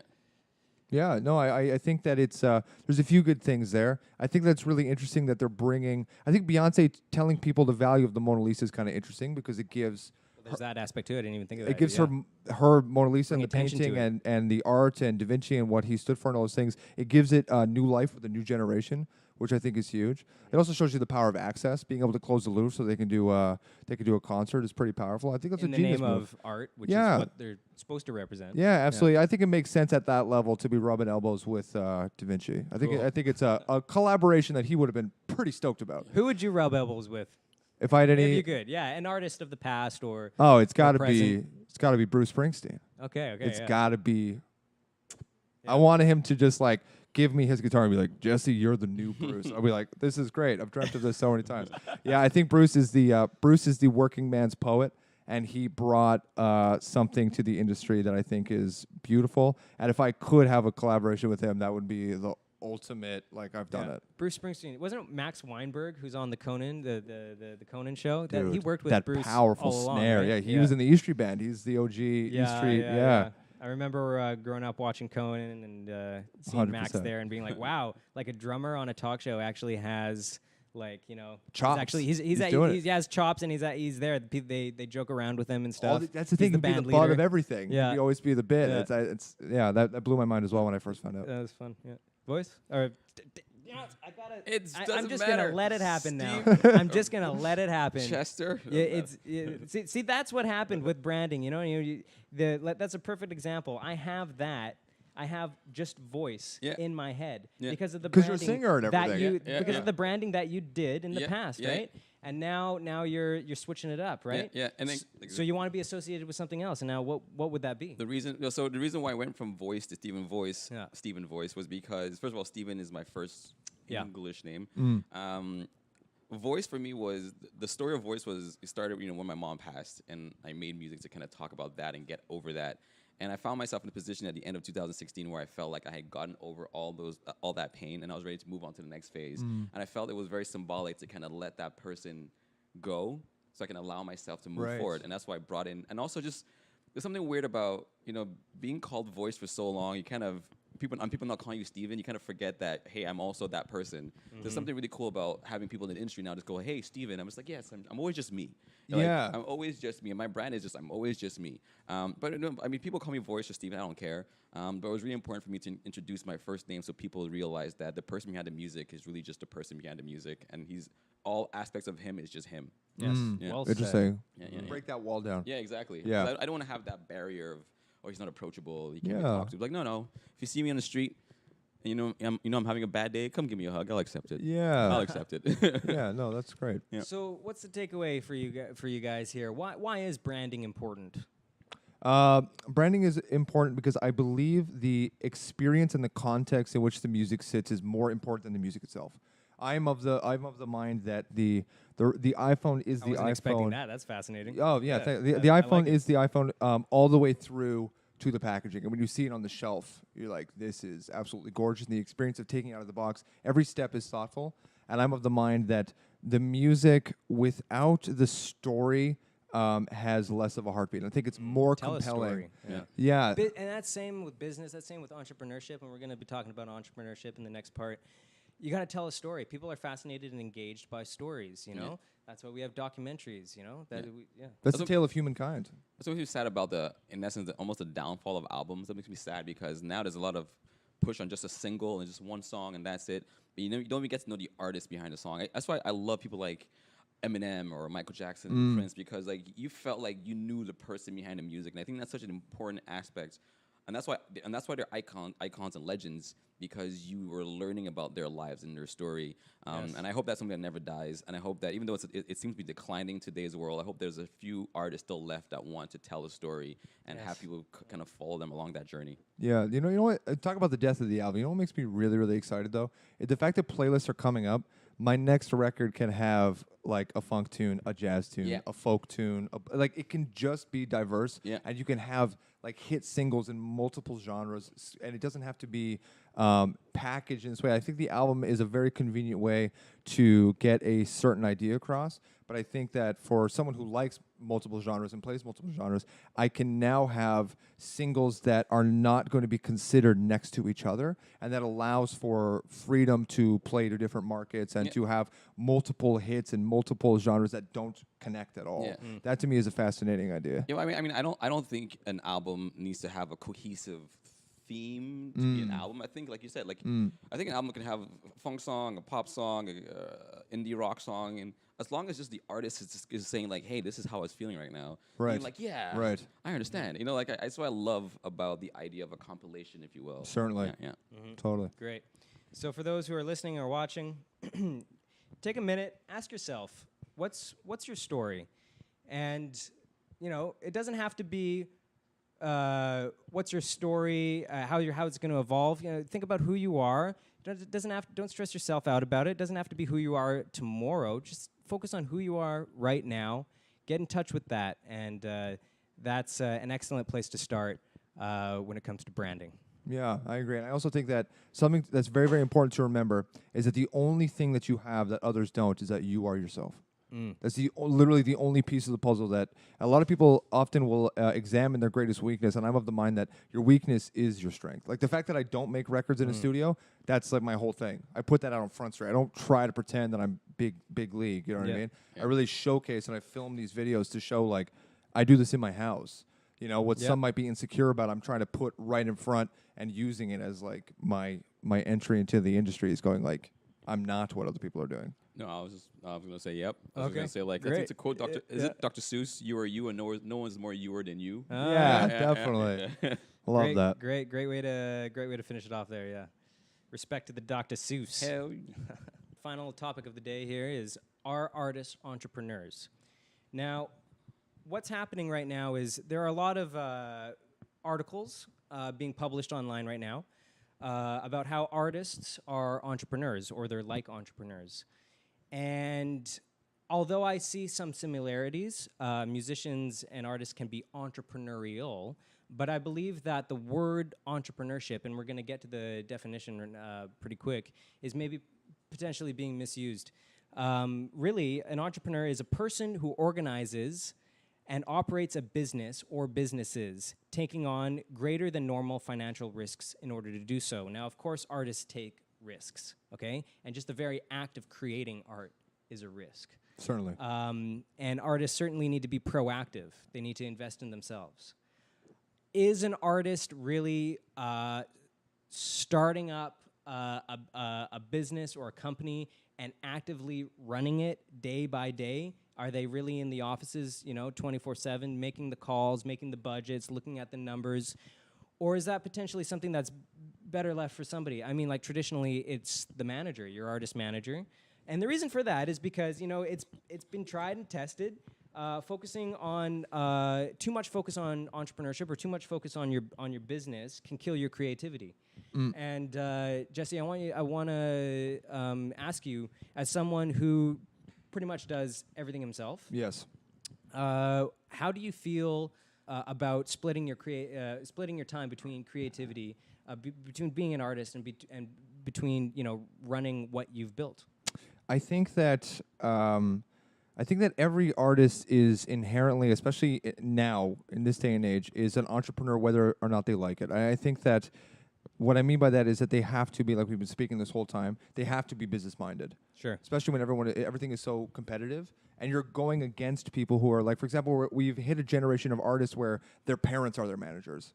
Yeah. They're the ones who are supplying the investment, the upfront cost. They're the ones who are driving them around and making sure that they have all the things they need. They're the ones who are connecting the dots for So them. in this case, they're the parents are the entrepreneurs. Yeah, and you are competing with them, whether or not you have that advantage or not. And that's interesting because, if you do have entrepreneurial parents, I mean, we can talk about Beyonce and Beyonce's father, right? Yeah. If you have entrepreneurial parents, especially in the music industry, and I actually believe Taylor Swift, her parents Justin Bieber is another one. Okay.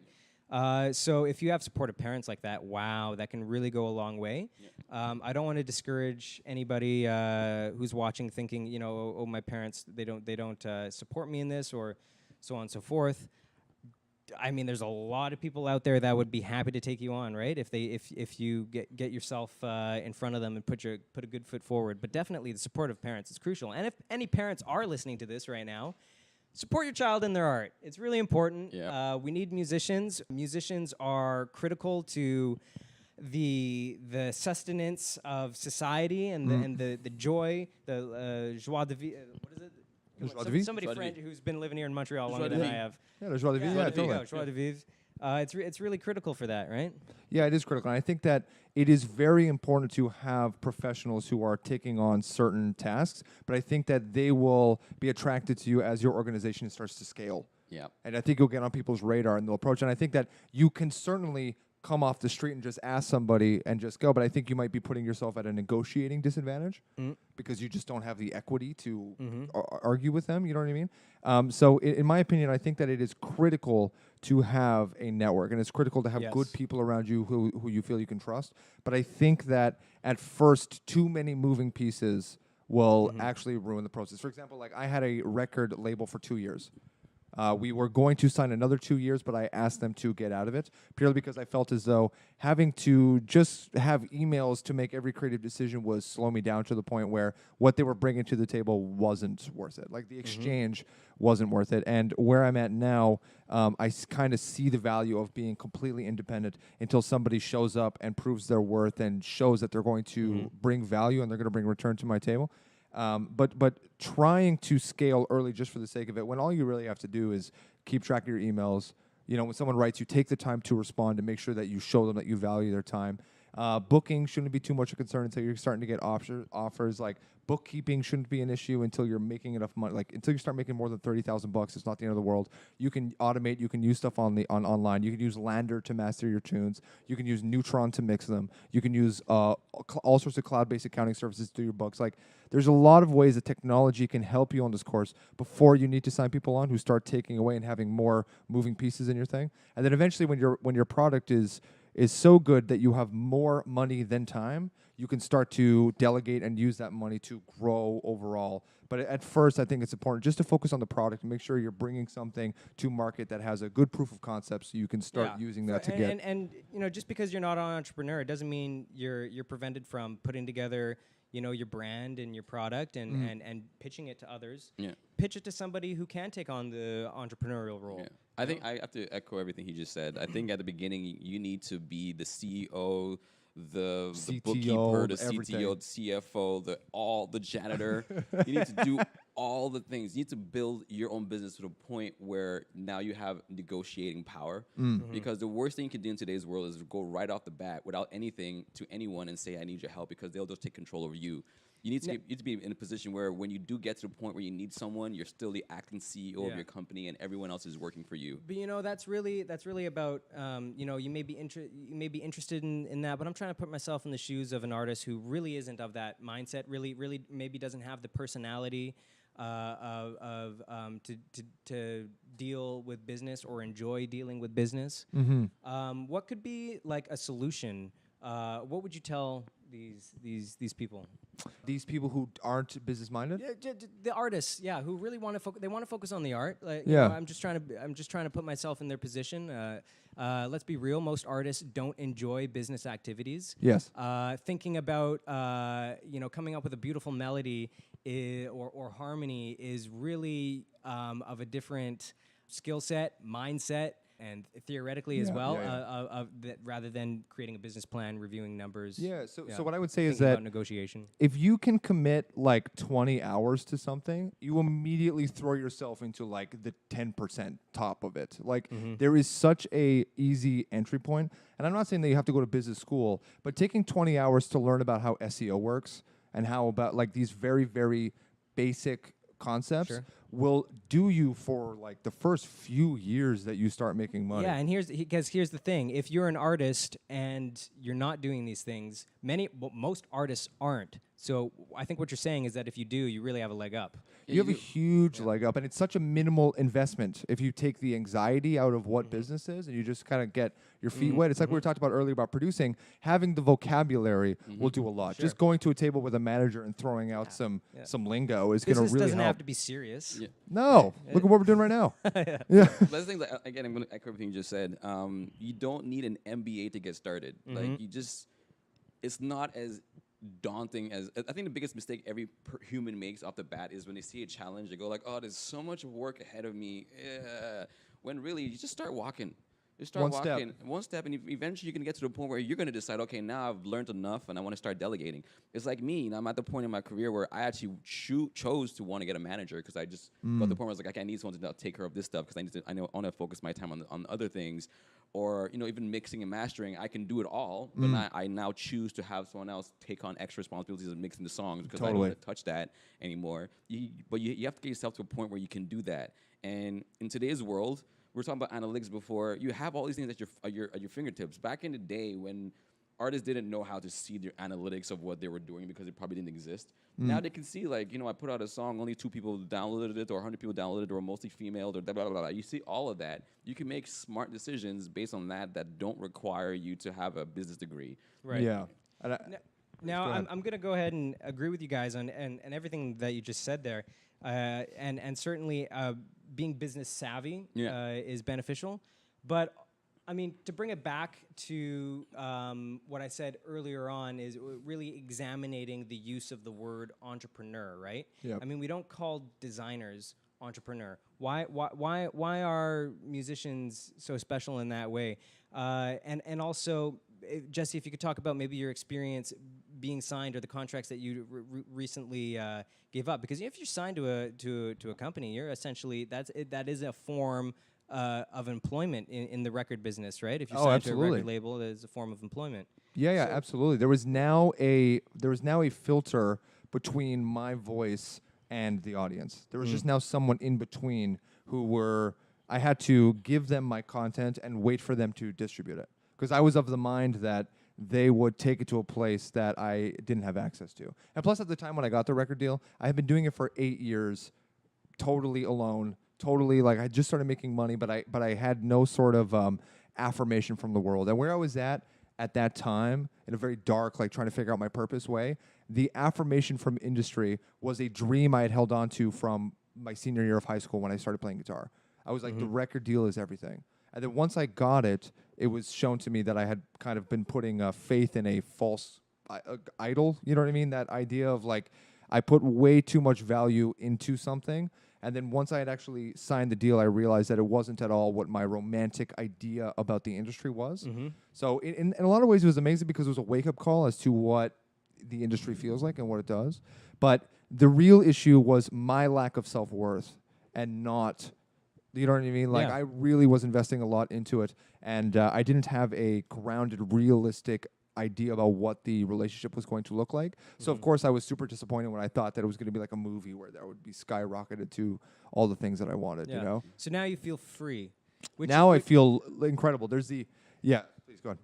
Which, Stephen, would you say that artists these days still, for the most part, seek to be signed? Yes, most of them do, and I keep... One of my core messages on my Instagram story is, it's not the mecca you think it is. Because I'm like you, I've gone through a position where I got signed, and I'm glad I'm not. Yeah. And now that labels are approaching me, I get to go like, maybe not, maybe yes. Like now I can negotiate and determine what I want. It's like, was it 2 years ago? Actually, last year I went to LA, and I went there with the mindset of like, LA is where I need to be at. When I get there, everything's gonna be exactly what I need. And I got there, and I realized that everything I was doing, I could already do for myself. They couldn't bring anything more for me. It didn't matter where I was. We always have this mindset like, I need to be somewhere else to get where I need to be, when really you're already where you're supposed to be. You just don't realize you're there yet. So I think every artist honestly needs to go through that wake-up call phase where they suddenly realize, I actually have a lot more power than I think I do, and I think it's very important. So you know what? We're talking about all these things, but it's important for everyone to go out there and make a whole bunch of mistakes, because that's the only way you can now get to a position where you can sit down here and say like, hey, let's talk about this industry. For sure. And to just close it off here, I want to send the message out to our viewers and listeners that really at the end of the day, if you're an artist and that's who you are, and you don't want to get into all this other stuff, and you just want to focus on your art, there is value to that. If you're a songwriter, be a songwriter. There's no Grammy Award for entrepreneurs, right? So and really, really respect that you're an artist.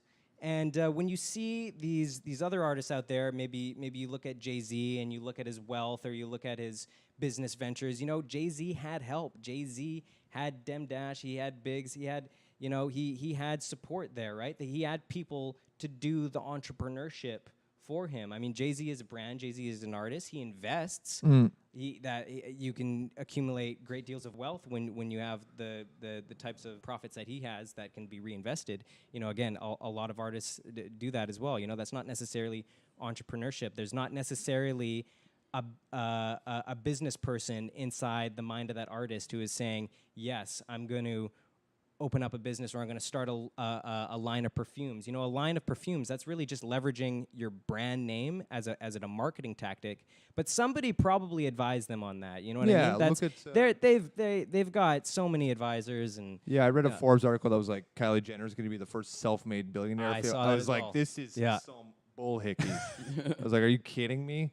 Like, this is what that's just it. Like, the rich manage to stay No, yeah, wealthy. that somebody just walked in and said, "I'm going to manage your wealth." Yeah, we're gonna leverage your Ms. Jenner." Instagram for and makeup. yeah, exactly, and we're going to make you more money. Yeah. 'Cause, I, yeah, I just money think that makes money. I just think that, you know, every person is different. Everyone's story is different. Leverage who you are. Don't look at everyone else and say, I have to emulate that. Look at other people as inspiration, and then from there, determine what makes the most sense for you. If all you want to do is focus on one thing, focus. If you want to explore other avenues, explore. It's really your life, your story. Nothing is wrong, nothing's right. It's just, at the end of the day, it's just living, yo. Yeah. Yeah, Well and I fully recommend that people take 10 hours to learn about individual things that they think could help, like how to keep books, how to do SEO, how to get yourself out there. Because, like I said, even just a few hours will immediately throw you in like the 1% of people who know about it. You know what I mean? Well, to finish it off here, I just want to close with a ending statement here.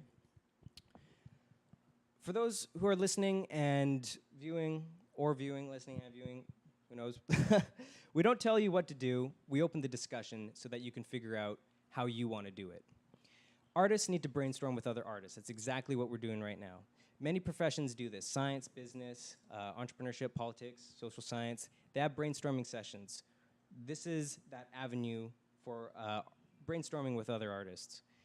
People like to work alone. They think they're more productive. Well, a lot of great stuff comes out of the conversations that you can have when you brainstorm with other artists. I firmly believe in artists connecting with each other and sharing their ideas and thoughts.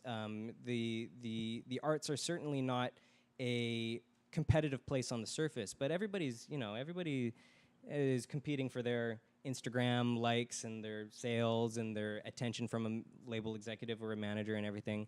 I think it's healthy to break those barriers of competition, because that's really what's going to sustain the industry. That's what's going to change the industry. And I just want to close it off with that. You know, many of our topics and questions come from within our office.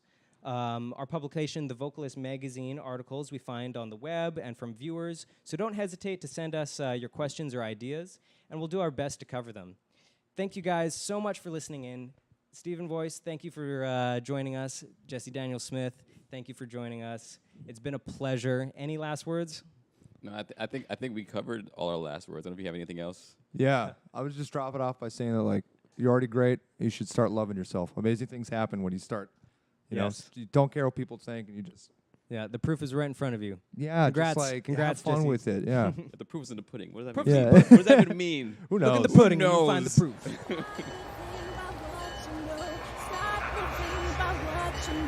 Stop living by what you know. Yeah.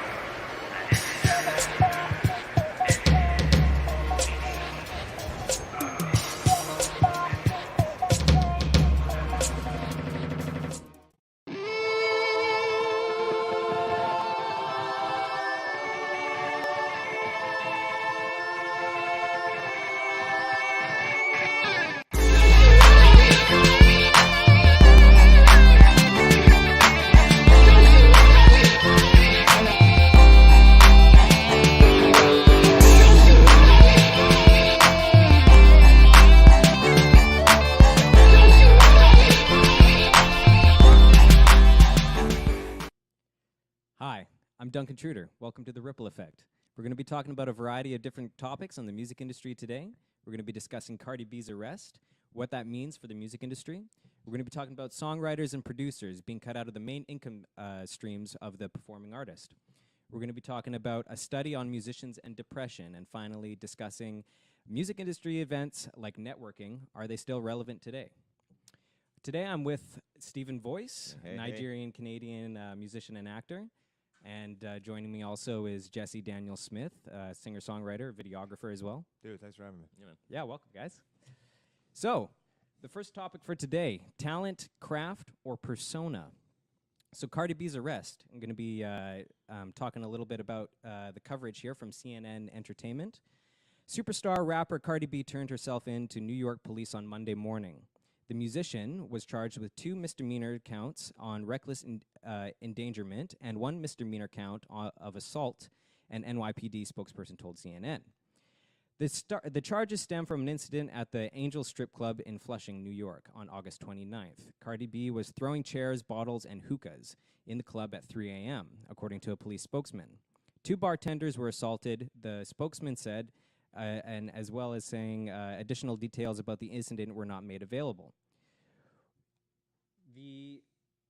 Sorry, can we start that again? Can we take it from the CNN Entertainment? Yeah, because there's... Okay. I'm going to be talking about some coverage here from CNN Entertainment. Superstar rapper Cardi B turned herself into the New York police on Monday morning. The musician was charged with 2 misdemeanor counts of reckless endangerment and 1 misdemeanor count of assault, an NYPD spokesperson told CNN.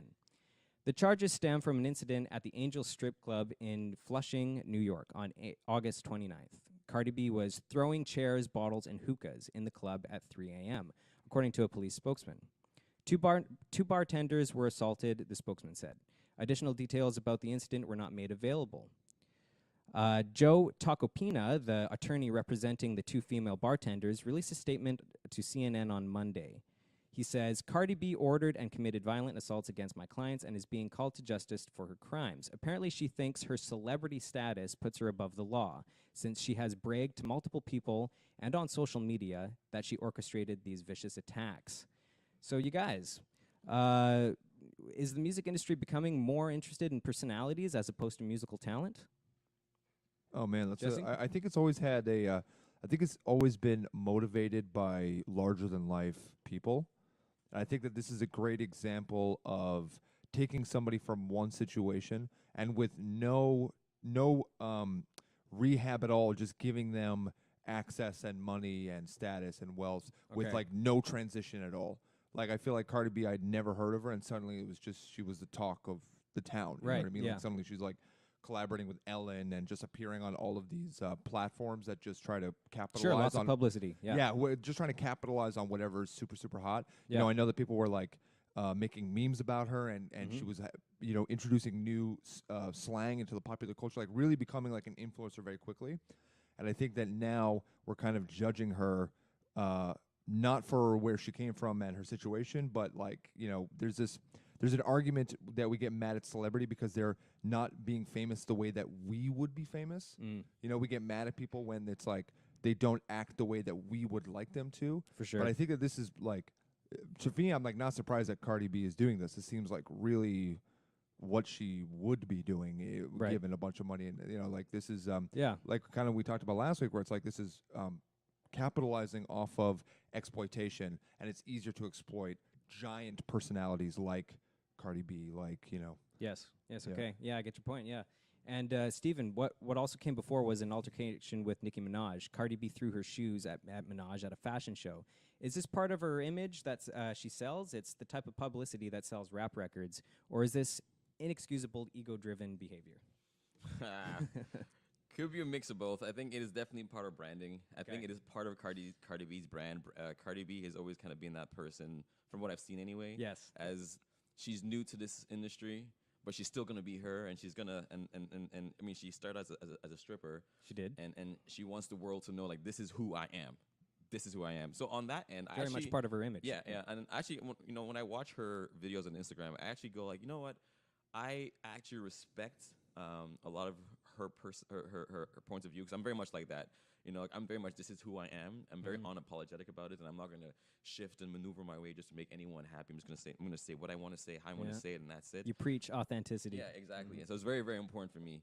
But that's why I always but also have this weird dichotomy with it, because on one end, you know, I think sometimes branding can be hurtful. Mm-hmm. So I'm always apprehensive of you know, when people use branding that can negatively affect the people that watch it, and Sure. and it can also, you know, reinforce Negative And influence them, and yeah. Sure, and that's been a discussion, especially with you know, rap music for a long time, you know, and Yeah. its effects on culture. Yeah, Yeah. But you know, like, does it come from culture, or how it affects culture? You know, But yeah. it goes, you know, but honestly, this goes beyond just like music or rap, or, you know, if you go back years, like for example, Marilyn Monroe, she was a brand.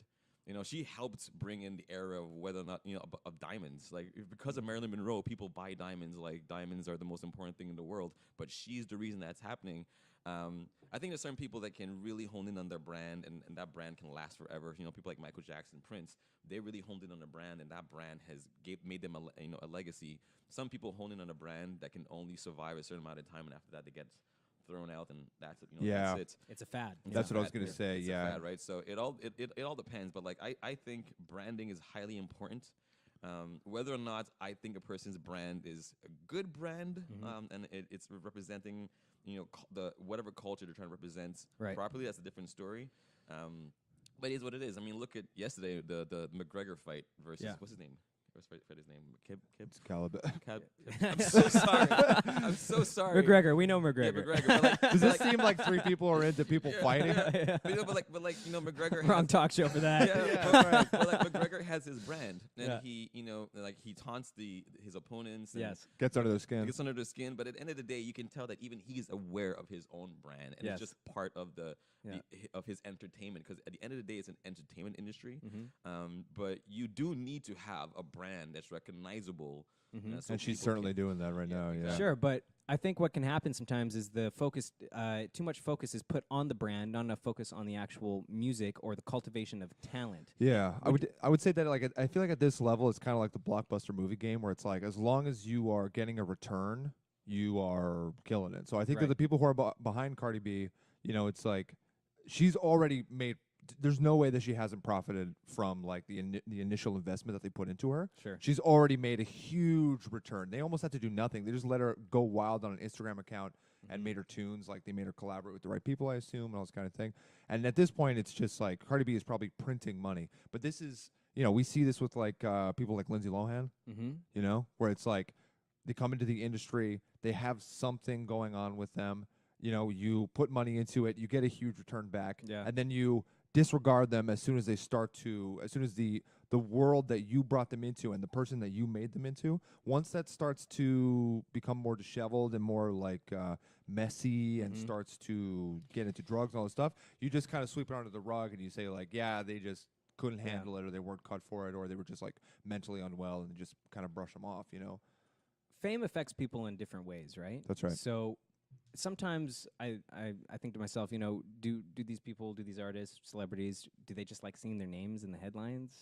Yeah, I think it's I think that like sadly, if I'm just Do being they get real, encouragement from management? Do they get encouragement 100%, from the public? yeah. I think that the type of person who ends up becoming a stripper is sadly not in a position where they have a ton of options.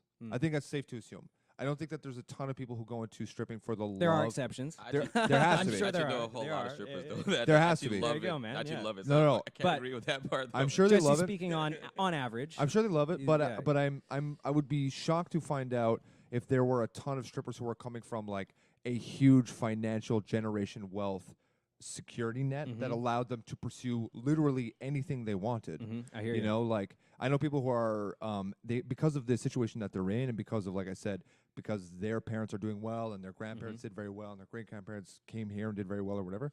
Now they have opportunities to study all around the world. They have opportunity to kind of do whatever they want. Like I said, they have option. Not to say that the person who gets into stripping or prostitution or any kind of sex trade or any kind of thing like that where you're selling that kind of energy, it's not to say that nobody gets into that because they want to. I'm just saying that I think that on average, given the opportunity to travel and study versus going into stripping, and it's not stripping's fault. It's like the culture of it. It's the type of I think the type of people who are seeking out and hanging out can kind of ruin it for everybody to a degree. Right. I'm just saying that like if Cardi B was getting into stripping because it was a way to make a lot of money and it gave her opportunity and chance, there's a good chance that she's coming from a place where maybe she wasn't taught like the virtues of being a good person and understanding others and not valuing status and not valuing extreme wealth and all that stuff. So like I said, now you've given this person all of this access all at once and not given them any sort of like reasonable transition period. It doesn't shock me that she's like acting like someone who's unwell. It's not like I've never had to throw hookah pipes and freak out at a bar at 3 o'clock in the morning. Let's assume hypothetically Yeah. that she people love her music and she's a talented artist and she's a great performer, so on and so forth. regardless of that, regardless of whether or not an artist is or not, if they are focusing on their brand and their image more than they are on their music, can we call these people artists? Do we use the term artists too loosely? I mean, the thing about the entertainment industry is that a lot of the time the part as entertainment takes precedence, and sometimes people go like, "Well, I need to entertain." Well, this is the first. This is the first time you said entertainment industry. So, are we talking about the music industry or there's Well, entertainment? Is there a difference? Well, the music industry is part of Yeah. the entertainment industry, but it depends on where you want to go, right? Because you can be in the music industry and not necessarily be in the entertainment industry, because you could make music the way you want to make it Yeah. and not be affected by anyone else, but then have your niche market. Here's and that's it, right? Here's an example I think Jesse can appreciate. Leonard Cohen, Yeah, entertainment industry. totally. You think? Oh, he was super mainstream. Everyone knows who Leonard Cohen is. Okay, but Hallelujah is like, I think that whether or not he went into it willingly, Yeah. his material was adopted by the mainstream. Yeah. And then now, like, Hallelujah is one of the That's most covered interesting. tunes of all I time. wouldn't have put him in the entertainment industry category. Yeah. I mean, I look at him as an artist. He's a poet. He's known for his works. That's right. His artistic works. I know that he's also he was a charismatic person. He did interviews as everybody does, and yeah. you can that on some level is entertainment for Yeah. me. I mean, it's like comic books. Comic books Yeah. ended up being this kind of like niche thing that was disregarded by most people. It was a thing to sell to little Yeah. boys at the time, and there was advertising in the back, and that would push more like product to people. Now it's like super mainstream because it was Yes. adopted Yeah. by the general public, and now the Hollywood blockbuster superhero flick is like some people, it's like their main hobby. Yeah. It's just keeping up with the expanding universe and stuff. Like, I think it's an example of how, although Leonard Cohen is certainly niche, he had material that resonated with everybody, and then the mainstream kind of not took it away from him. But I think there's a lot more people who know Jeff Buckley's Hallelujah than maybe Leonard Cohen's. And even though people don't even realize that Leonard Cohen wrote it, Hallelujah is his work, and it's completely just like synonymous with our pop culture. Yes. Yes. Well, Hallelujah is going to be just Okay. part Okay. of it now. So you see entertainment and It was pop in culture Shrek, as kind of you know what I mean? synonymous. Yeah, like Hallelujah was in the Shrek movie. Yeah. It's Yeah. like there's no more. Again, like Shrek is a numbers game of like, we're Yeah. going to spend 200 million, and if we make more than 200 million, Yeah. we'll make another one, and then we're going to make like 1 million backpacks and 1 million. You Okay. know what I mean? Fair. Steven, do you consider yourself an entertainer or an artist? Do you wake up and in your day to day and you're doing music, you're producing, you're writing? Are you thinking about it from an entertainment perspective I think like most artists, I'm an artist first, first and foremost? but Yeah. I think my presence and who I am as a person is entertaining. Even I can. And you just appreciate make it that. work for you. Yeah, I make it work for me. Like I'm aware. Like if I didn't care about entertainment, Yeah. then I wouldn't have my stories the way I do them on Instagram, right? I wouldn't put out content that makes people laugh. I wouldn't put out content to just That's silly. or just to keep keep people interested, right? Yeah. I'm aware of the entertainment aspect. And I think a smart artist takes The advantage smartest. of the smartest Yeah. artist, right? Smartest artists take advantage of both, because being an artist is one thing, but if you want to really appeal to the mass audience, then you have to also be aware of the entertainment aspect. But at the end of the day, it all depends on what you want to do. Yeah. Do you want to just be an artist, or do you want to be an entertainer, or do you want to do both? I personally like to do both. I want to. Like right now, I'm starting to get into taking dance lessons because I want to start Nice. dancing. I want to start dancing, but because I know it's entertaining, but also because it's fun. And I want to do it. I personally want to make sure that I never let the entertainment aspect of things ruin the person that I am.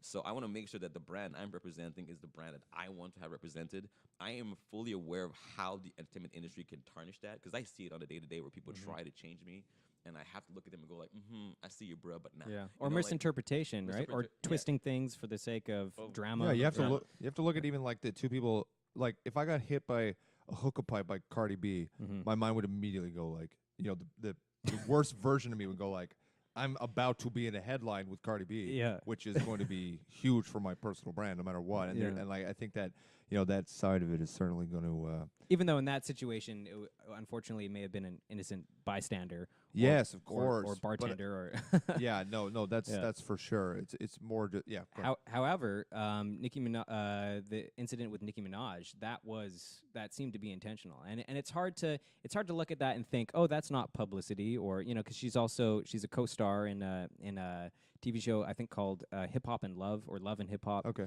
And so, you know, is that just for the numbers, just to get the likes up, just to get the views up, the clicks up, you know? Oh man, I think she has. I'm gonna use the word smart. I'm not saying that's necessarily good, but I think she has a team behind Clever her then. that knows exactly how to like push her buttons, and they Yeah. probably likely put her in situations where she's gonna go wild. Yeah. Because I think that they do benefit from the bad girl persona. Yeah. But I think that ultimately that's gonna be like Cardi B. I don't think she's gonna come out of this being like. Right. You guys ever see how Mike Tyson is now like a Buddhist? Like super, he Okay. mellowed out, Yeah. and this is no thanks to his people. Like he was like this maniac, and they were letting him like be crazy, so Yeah. that they could benefit off of it. Yeah. And later on in life, he mellowed out and he became really like a pacifist and a stoic and that kind of stuff. But I don't think that was like his people who were trying to make sure that he had a nice, second half of his life. I think that was just like through a miracle he just stumbled into this. And Yeah. I think with Cardi B, as soon as she's no longer like appealing and it's not fun to look at her do this kind of stuff, they're just gonna toss her out and let her like give her to the wolves, just like not care how she ends up. For Yeah, sure. man, look at the whole MGK Eminem thing, right? Everyone's talking about MGK now. Like whether or not MGK decided to go, for people who don't know Eminem, MGK story, go watch it, go listen to it. But I mean, obviously MGK retaliated and made a song Rap Devil.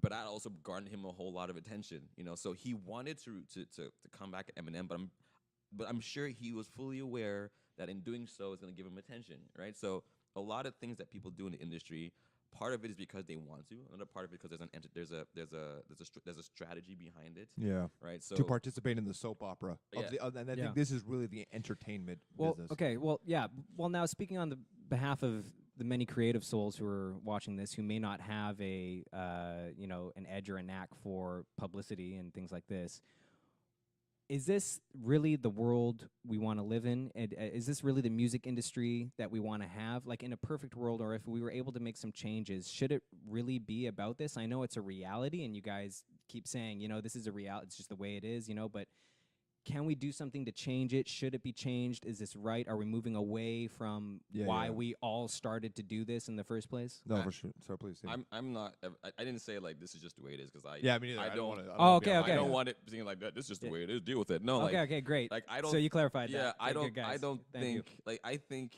personally, like a lot of the beefs and the dramas that go on, I personally don't really care too much about them. I was actually very invested into the MGK Eminem one because I'm a big Eminem fan. So I was like, what's gonna happen? Yeah. But It's like the but Connor Callum. Yeah. Yeah. For But it- you. Well, there can be shock artists, right? There can you can make your publicity an art. I mean, there are examples of Yeah, that, of course. right? Like, I mean, like for me, like Which is- Eminem. I appreciate that. Eminem used shock value to I mean, he's honestly really talented. He's like, Sure. you listen to his music, like, dude is talented. Yeah. But he did use shock value in the beginning to Yes. to gain attention. He's fully aware of that. So some people just maneuver the industry Yeah. to get to where they want to. In a perfect utopia, people would just appreciate art. I think they should. That's what I do. I just appreciate art, but I'm also fully aware of the entertainment aspect. But I don't try to be this person that people need to like watch. I'm just being me, and I always go back to that. I say, be you, and you'll just become someone that people will naturally gravitate towards. Because I think people are attracted to uniqueness. Yeah. And in being unique and in being true to yourself, you just fall into that, naturally. Some people need to manufacture it. I don't personally like the whole manufactured thing. Like when it's fake, it looks fake to me, and I don't necessarily, go and listen to that kind of stuff or watch that kind of stuff. Yeah, it doesn't resonate with you. It doesn't resonate My with me. my belief on that is an authentic brand is a brand that will not just be a fad. Yeah. Yeah. Yeah, Exactly. I think I think there's a little bit more substance there, and Yeah. now you can be authentic in how you change your brand as well. Look at David Bowie, That's right. who had several different alter Iterations egos. of It was his- all part of, and it was part of his thing. It was part of his expression of his art. So that's many changing brands. His brand became change, right? But I think So- that was a different time where music was I think was less saturated. It was more pure, and I think it's like to the benefit of society. I think that all forms of media are now more mature and have more of this artistic integrity, which is allowing music to kind of take a break and be more silly and be more fun and be more focused on this kind of thing. I think at the time the musician was kind of put on a pedestal. Like I think the brand specifically the people who are in control of those brands specifically, I should say, were trying to make people more mysterious. They don't want to give them too much information, and they want to let the public kind of decide what they are. I think now with Instagram and all these social media platforms, it kind of takes the mystique out of it, and you see that people are actually just people. I think that it makes it much more difficult for something like a Ziggy Stardust to exist. Yeah. You know what I mean? Because you see this person on records. I bet there was lots of discussion like, is Ziggy Stardust like really a person and it's not actually David Bowie? I think if David Bowie had a social media account where he was just like watching Netflix and his story and hanging out, like the Ziggy Stardust thing wouldn't work. Okay. Yeah. But ultimately, I think this is probably for the best. I think that like in terms of what you guys were saying, I actually think that there's way too much focus on individualism in general. I think that all of our suffering stems from our sense of self, you know, Sure. and like our wants and our principles and what's fair to us and discomfort and all this stuff. So I'm of the mind that although this is what we're doing right now, I think that there's a bunch of people who are hungry to get out of this bubble that social media has made, which is making it feel like it's so important that we focus Right. on ourselves so severely. And Yeah. I think that these kinds of extremes will likely usher in a generation of people trying to be more Okay. who are going to be hip to kind of like what I hope to be rather than entertainer. I would like to be an infotainer where it's like my goal is to Coin it. Yeah, yeah. Well, oh god, I guarantee you that I wouldn't be the first, but I'd like to produce art that also was empowering people, Yeah. but doing it in a subtle way where they don't even realize that they're learning. Okay. And I think that we're going to see more people adding legitimate value to people in order to get clout and. I hope so. Yeah, Yeah. I was gonna say before we move Yeah, to go the ahead, next Stephen. topic, like just because something is headlining doesn't mean it's good. Right? For example, the course. whole McGregor fight yesterday, definitely headlining. Everyone's talking about it, but for me, the preliminary fights that happened before that didn't get that much attention were the most interesting for me from a technical perspective and from a talent perspective. I found the McGregor fight was big and there's a lot of hype on it, but it was actually probably the least interesting fight of the night. So, so I think sometimes we see headlines and we see like brand and like the big lights as like and we confuse that for like skill. And I'm not saying McGregor's not a good fighter. I'm not saying that. I'm just saying that sometimes we mistake pop or mainstream as talent, where sometimes it's just not. You know, and I think we live in a world where you have the ability to look at something and say that's not just for me, and you can actually go into the indie section of of Spotify or whatever and go find what you want to go find, right? So just because something is big and explosive doesn't mean it's great. No, I think it should be more acceptable for us to say, point at somebody and say that's not talent. Like. Well, I guess it depends on like. I guess it depends on what the talent is. You know, like I don't think I could be Cardi B. I don't think that she could be me either. That doesn't mean The talent is it's certainly easy. different, That doesn't mean. But I get what you're saying. I think Yeah. that she's spending the least amount of time in front of a mic and the most amount of time throwing hookah pipes at people. Yeah. Well, I'll Okay. say Probably. You know what I Okay. mean? like I'm very vocal about this. Like I am not a fan of people that use autotune to sing. Yeah. Like when they don't even try to actually. Like for me, like the talent is taking. Unless it's Akon. Come on. No, it's just like, but like when He people, does it well. When people need it exclusively in order to even like, Yeah. get that take. No, I know what you mean, I'm man. not a fan of that. 'Cause, Yeah. like for me, like it's the skill is taking the time to learn and perfect your trade. Like if you can just walk in the studio and go like, and then the song goes auto tune Yeah, that I make it agree. sound good. Don't it annoys use me. don't use technology to cut corners. Yeah, exactly. Oh But man, I disagree. Be with real. that, too. Yeah. Okay. Which is okay. Yeah, Which is yeah. okay. It's just that I've always been of the mind that like Well, you are very technical, especially in how you. Yeah, so I'm produce like and not record. good at music. Yeah. Like the reality is that I've had to use. So the analogy I always use is that the caveman that made it is the one that accepted tools and wasn't going to go like, I don't need the wheel. I will get my things from point A to point B like the way all my people did. Not to say I'm with you where it's like I think that auto tuning from the get go and actually like having all the tracking going with it kind of disqualifies you from being a singer. Certainly, but I think that at the same time, like I think that people are just using their voice as though it's like a synthesizer. Yeah. You know what I mean? And they're just Yeah. doing it's just to make catchy melody and whatever. But I certainly wouldn't put them in a category with like the great singers. And Yeah. I think that that's the kind of thing that you earn through working with your craft, and that's more of a low key thing. Yeah. But I think that like however people get to the top is legitimate, and Yeah, I'm but- not going to say they're not talented, but I know what you're saying. Yeah. But I'm for like if people want to use technology to make their product better. I'm like, knock yourself out. But That's the, just but the part of it. people don't care. It's only the artists who care whether or not you're using autotune or not. You That's know what I right. mean? The market doesn't care. And I think No. the market doesn't care. And but this is where it would annoy me is as a person who takes his time to sing, sing. If I was put in an award show where I'm in a category of like best singer of the year, Yeah. and someone who takes his time to sing is put against someone who really can't sing and uses autotune, Yeah. I'd be like, why are we in the same category? Like, can we have an autotune singer category? Like, Yeah. I don't have a problem. Like, use autotune, go crazy, do your thing. I think there's some people they can't necessarily sing, but they still want to make art. So kudos to them. Yeah. They found a way to do it, and I think the technology allows them. But you can't sit down and call that person a professional singer. They might be a professional melodist, but they're not a professional singer. So like, I think the mainstream audience tends to kind of put just like say like everything's one and the same when in actuality it's not. Yeah, I mean, just Yeah. look at like it's like anything. Like, what's the most popular hamburger in the world?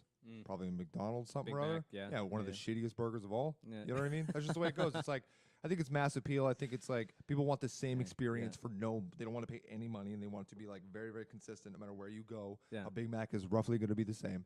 And I think that sometimes that's more valuable to people. The comfort, like okay, you're on your drive to work, you're doing whatever. Like you're just gonna throw something on that you know is going to function, and it's going to be good enough, and it's going to be the same every time. Would and, you like, say this that's is a easy. result of the capitalist system we live in? 1,000,000%. Cool. People don't have enough time to discover new art or get into music at that level anymore. It feels like, you know. And I'll say it's one of my favorite Kanye West albums is actually the 808 album, Oh, where he Heartbreak, used yeah. 808, like he used autotune exclusively, but he used it fully, As a knowing tool. full well it was a tool. Yeah. It And he became would- a concept for the yeah, album. It's like Yeah. an instrument. And yeah. he wouldn't Acceptable. Yeah, I- he, yeah, and he I- wouldn't ever that's say, acceptable. "Yeah, I'm a singer." He won't say that. He won't say I'm Yeah. a singer. He would just like I'm an artist. He'll go And like, I'm a revolutionary. No, now." yeah. or whatever. Yeah, he says. yeah, right. Kanye's recent stuff, I'm not gonna comment on. That's just Kanye. Yeah. I'm not gonna comment. I don't want to.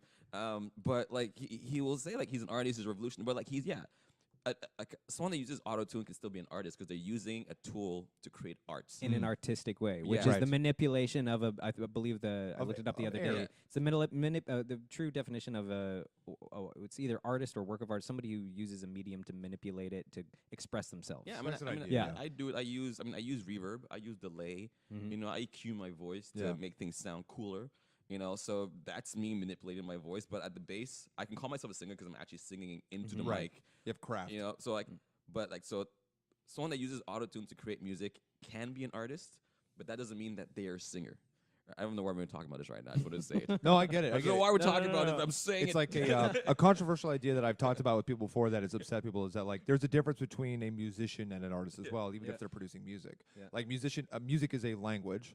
There's rules and there's a written language and it's like a thing that you can participate. A musician can take music, understand its pieces, manipulate it, change it, and then that's very different from someone who comes in, does not know how any of it works, and just has this kind of like raw thing that through people they're able to manipulate it and make it a thing. And I think this is what we're talking about. Yeah. It's like the difference between craft and just someone who like who makes art Yes. without any kind of nuance or anything. They just kind of go in and they do their Yeah. thing, and then I find for example, we're just going to take the example of autotune here. People who use autotune, even in an artistic way, the people that I went to music school with, and many others within that community, I believe have some sort of they have an opinion about that where they feel like it's fake or bastardization. bastardization, or they didn't put the time, effort, and energy into it.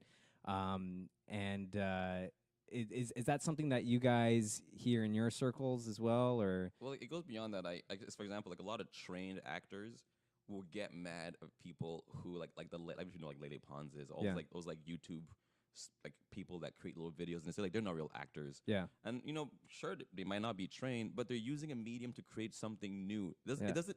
They're not invalidating what you do. Yeah. They're just doing something different. So I think sometimes people need to like accept that there are new tools out there. Some people are going to use them, but they're not trying to say. Well, they shouldn't say anyway that like they're I'm a trained actor. Like no, you're not. They're like you're like an autotune singer saying I'm a singer. I'm like no, you're not. You're an autotunist. What do you want to call it? Right. The same way as in hip hop. Like a lot of like rappers, like rappers will get mad at the new trap mumble rappers. Yeah, because that's right. they say stuff like, well, that's not real rap. But it's true. It's not real rap, but it's a different style of it. Subgenre. So and I think it's okay. the world can have both. You know, you don't have to like it. I personally don't like all of it. Sometimes I listen, I'm like, yeah, it's actually fun. But I would never call that person a rapper, right? So I just think that people need to accept that there's different things. It doesn't disqualify what you're doing. And I think the problem that a lot of people do is they look at what other people are doing and they get mad. Yes, And then they just end up not focusing on themselves and they don't even put out anything. Yeah. So like instead of getting mad at someone for doing something that you don't like, just do what you want to do, put it out there, and have it compete with that thing you don't like, and then that's it. Yeah, and ultimately, like, don't be too concerned about the outcome. I mean, like, that's the thing. Any musician who's getting really, really uptight about this kind of thing, with the musician, it's often like MIDI stuff. Yeah. Or like with people who play strings, it's like, you know, talking about how like the Game of Thrones intro uses like a computerized cello sound, you know, like that kind of thing. Yeah. And it's just like, if you are getting real fried up about that, there's a good chance that you're doing it for the wrong motivations. The motivation should be like, you are able to play a cello. That's a gift, and like there's so many people who would trade the ability to do their job in favor of doing yours. Maybe you won't make more money, especially as like tech continues to make them more irrelevant. Yeah. But if you're doing it for the love of doing it, and for the actual love of like, you know, like a string instrument, like it fights you. You know, you put your fingers down, it actually hurts your fingers. It's like you have to like power through it. You have to like learn how to use a bow. You have to like tune. If you can do all these things, you have the gift of expression. You have this gift that is, you know, to some people inaccessible. Yeah. And it should just be about that. If you're getting like really, really, like I said, fried up about the way that auto-tune and tech is going, there's a good chance that your motivation for playing your instrument or doing your craft is wrong. It should be for the sake of doing it. And maybe you won't make a lot of money, and maybe that'll be fine. Yeah, it's like If you're happy. Yeah. If you're happy doing what you're doing. And you will be happy if you're doing meaningful work and you're not looking at the world and just being frustrated that it isn't going the way that you would prefer it to. Exactly. Well, it's like if a pianist, I hate that word, gets mad at someone that programs their keys. Yeah. You know, but the person that programs the keys may not be able to play it. Sure. But they can have a musical understanding and they can know how to arrange the keys so that they can actually they can replay that or they can replicate it. And the person who the pianist, the piano player, may not necessarily know how to create melodies, but they can know how to make. They can know how to play, play the piano. They have the technical skill of reading music. Exactly. and- So I mean, both. Well, that's people- where the training comes in. You mentioned training before, right? Yeah, exactly. Yeah. And both people can exist in the same world. The problem would happen if the person who programs his keys and can't play the piano calls himself a piano player. Then you're like, no, you're not a piano player. You have a musical understanding and technical background or whatever the case be, but you can't play the piano. You can't take that away from someone who actually can play the piano because you're not on the same level in that regard. You might be better than him at composing, but he's definitely better than you at actually playing it. So like, but people just get mad at each other. I don't know why.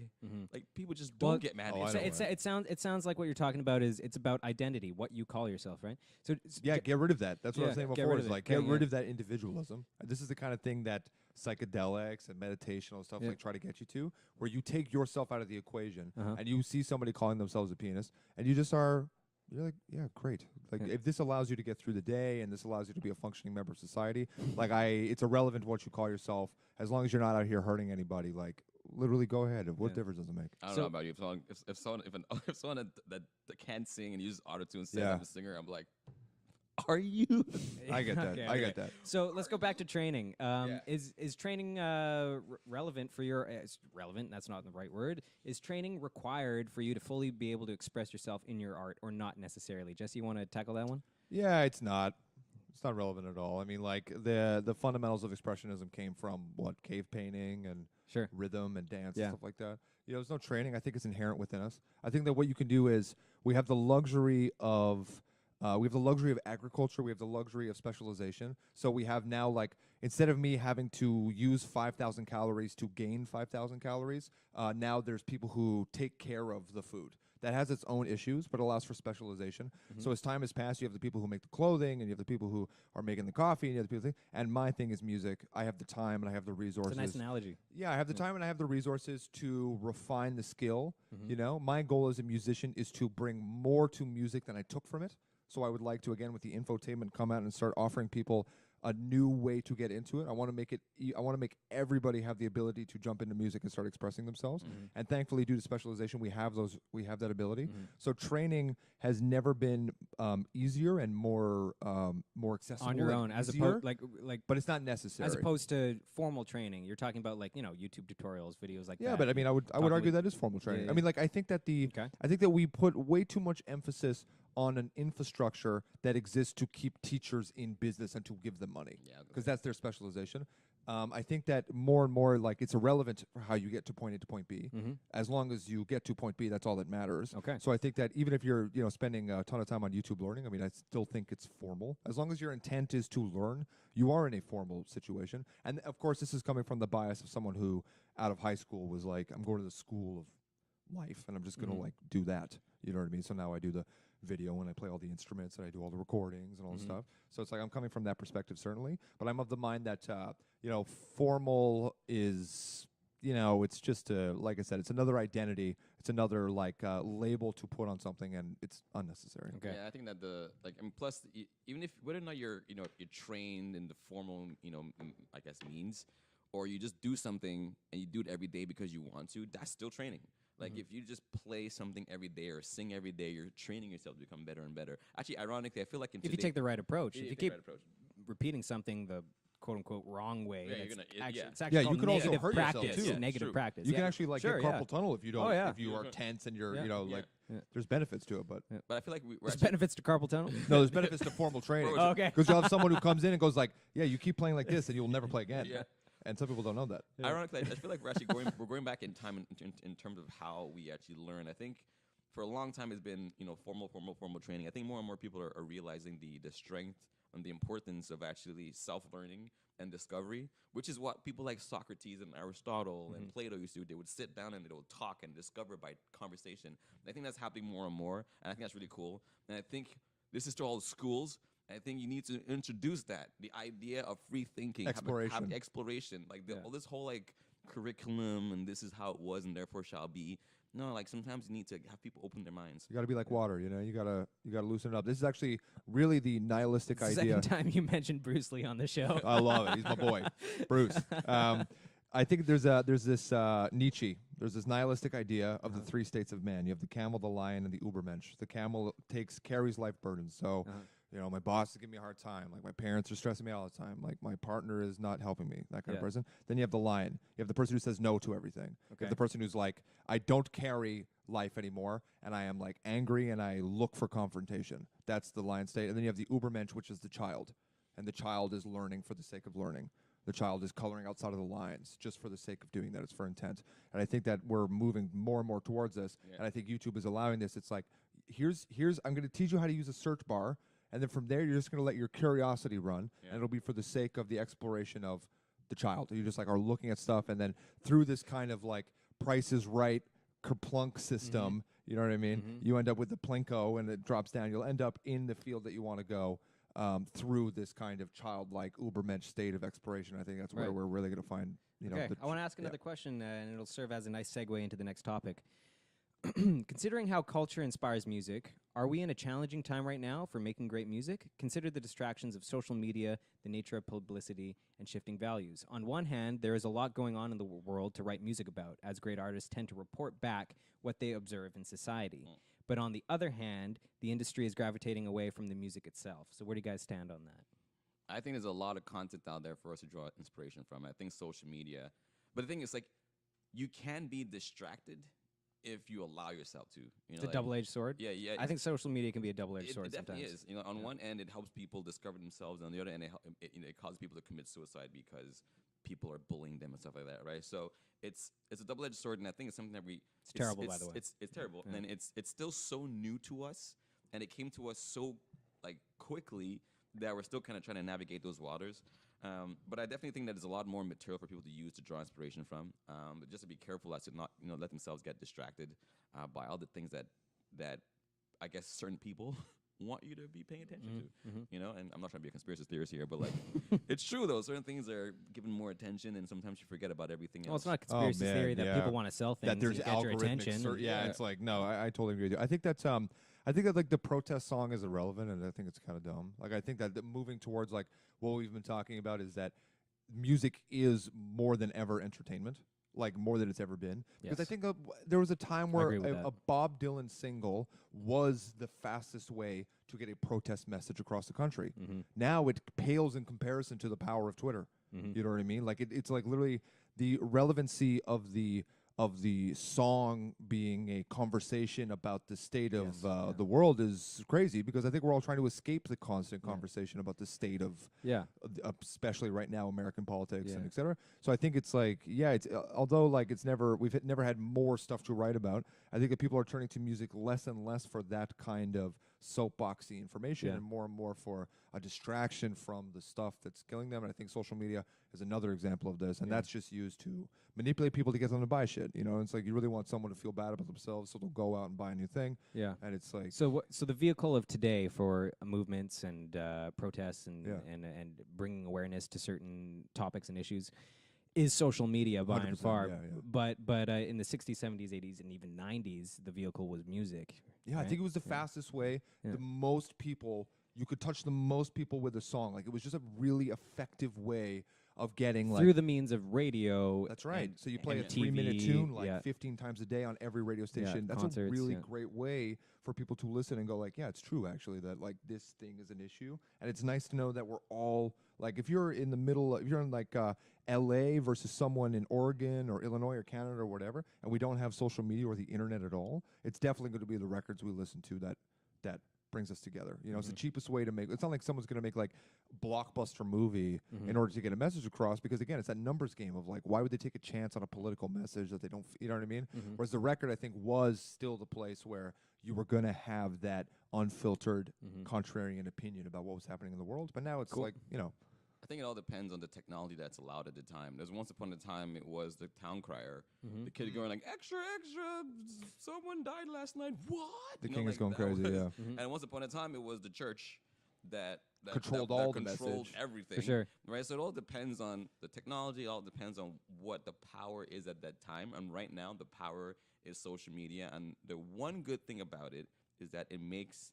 Sorry. The one good thing about it is that it gives people actually more power, but at the same time, it also makes people gullible. I've seen a lot of people believe things. And I'm just sitting there like, how do Just you look at the Did tabloids. you even? Yeah. Did you even? Did you even? Did you you know? think, yeah. And more and more you see people are gullible. So like I said, it's like you said, double-edged sword. And yeah. It's like anything, you know what I mean? There's a spectrum to anything. Everything must be appreciated in moderation. This includes moderation itself. Like, it's important to be extreme sometimes. You know, there's a great example of, like... you Never wanna heard it talk put about- that way, but it's You want true. to talk about branding? Yeah. Like, it's functional to be extreme. Like, Lady Gaga puts on a meat dress, you're going to get every headline in the world, something that you couldn't buy with any amount of money. Okay. Do you know what I mean? So I think it's like Yeah. everything in moderation. But yeah, social media should be appreciated like literally, 5 minutes a day, maybe less. Okay. And yeah. it's consumed as though it's like, if I'm not doing something, I'm on Instagram. which Facebook is nightmare. something like 2 to 3 hours of consuming Facebook a day for the average Facebook user, something like that. Yeah. You know what It's crazy. like makes me super bummed about the Maybe phone less thing? now since all the That's right. How much memory do Fiasco. you have looking at your phone? I feel like when you're looking at your phone, it's almost as though your brain like stops writing. You know what I mean? I feel like I have so many memories as a kid of like long afternoons, and just like I have all this minute detail about my life. And then when the phone comes in, I start to realize that like I have less and less tangible memories where my senses were writing like what was happening. That's sad, man. It's super sad. It's super sad. We're the generation who have to do the test. I think the generation Yeah. after us is going to be hip to like Oof. wait until the next premium. Every generation flip says phone that comes though. out. Every generation says Oh, that. man. The Next next. generation. Look out for the next one. Next Oh, I one. feel bad for the next one. Yeah. Wait, No, I What's feel what- good for them. No, I feel good for them. Oh, you That's feel what I'm good? saying. Okay, I feel okay. really good for them. Yeah, they're the ones. Because- I think they're because gonna be they're in luck. digital natives. They didn't have to go through a transition. I think that they were born into it, and they see that their mom is addicted to Facebook, and they're like, You think that's going to Not cool. repel them? Okay. yeah, okay, I totally, Okay. I really do think so. I Okay. really do think that the next generation is going to be hip to different experiences. Like we're seeing the rebirth of. That'd be I'm just gonna- refreshing. I'm going to make I a call. hope okay, so. Yeah. this is what we're seeing. We're going to see the rejoice of community. So it's like D&D is coming back because it gets people in a room together doing stuff. Jazz is coming back 100%, and the ability to sing and perform is coming back. We have Yeah. the 20s that are doing a centennial back, like the 1920s and the 2020s. They're going to reflect each other. Like marketing is going to promote that, and it's going to be about the individual performance. It's going to. I'm telling you, like we're getting back to getting in rooms with people. Okay. Cool. this is gonna sound sad, but I feel like humanity is very cyclical. We're like we're on a pendulum. Like we're always doing this. We're here, and then we go, okay, we've gone too far, all the way here. back. We've gone too far, all the way here, and we just keep doing this. I'm just waiting for the day we just come to like a perfect middle balance. One day it'll happen, and that's all I'm gonna say. Well, it reminds me of an Alan Watts quote, actually, on politics, but it kind of relates to what you're saying there, Stephen. And he said something along the lines of, some people sleep on the left, and then when they get tired of that, they switch over to their right side, and thus the world goes round. Yep. You know? Yeah, And that's just right. going back and forth. Yep. Okay, so moving on. Does it matter if artists write their own music and lyrics? So the money in the music industry has shifted to areas of an artist's career where the songwriters and producers don't traditionally get paid.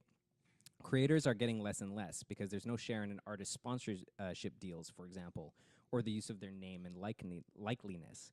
So Jesse, as a songwriter who records and performs his own material, what do you have to say to aspiring songwriters regarding the direction the music industry is heading? Yeah, I'm saying like write tunes for the joy of writing them. Like, you know, there are so many people who are more successful than me who don't write their own music. My opinion of them is like I get to enjoy writing my own songs, which is a gift that I wouldn't trade for anything. So I think it's irrelevant. Like the however you get to the top is peaches, because the top is, you're not going to be any happier than you are. But there's some any other position. there's some you know what I people mean? who they're not great performers. They don't want to perform. They don't love performing. They want to be songwriters. But That's right. back in the, like, when I say back in the day, but it was maybe only 15, 20 years ago, you could get, record sales weren't tanking as they are now and have been tanking in the last decade or so. So songwriters got paid through that. Songwriters and producers got paid through the record. They got paid through the radio. Radio is down, down, down, right? That's right. So the income streams, the major income streams for in the music industry right now are associated with the performing artist and the brand of that artist. And a songwriter and producer, it's much harder, and there's no rules and regulations regarding that right now, of being able to capitalize on their success, even though at the end of the day, the song is what may have made that artist popular in the first place. Totally. Yeah, I think that this is just Darwinism at work. There's a lot of us doing this, and most of us will not make the cut. They will not survive the Great Purge. Because the reality is that there's too many people involved in one song, and there doesn't need to be. Like, I'm an example of someone who does the whole thing from A to B. Yeah. So I get 100% of my royalty. So if I, through having 100,000 listeners a month, I can make $26,000 a year American. That is like a wonderful thing for me, and it's a great way for me to maintain my very simple artist life that doesn't have too many bells and whistles. So by like make sure my overhead is very, very low, and making sure that I use the free resources and the technology available to help me get a professional quality song, I can maintain 100% ownership of my organization, and I do not suffer from the same issues that the industry is claiming is like, oh, we're all dying because of this. It's like, well, you have to adapt. If you can't grow legs and get out of the water and eventually discover tools and, go through the evolutionary Darwinism thing, you are definitely going to be left behind. And that's just the hard reality of it. Okay. Stephen, do you think it's different in hip-hop when rappers use ghostwriters? It's a very interesting topic. There's a point in time. Like I'm like Jesse. I write my own stuff. I produce most of my stuff. Sometimes I get other producers because I like to collaborate.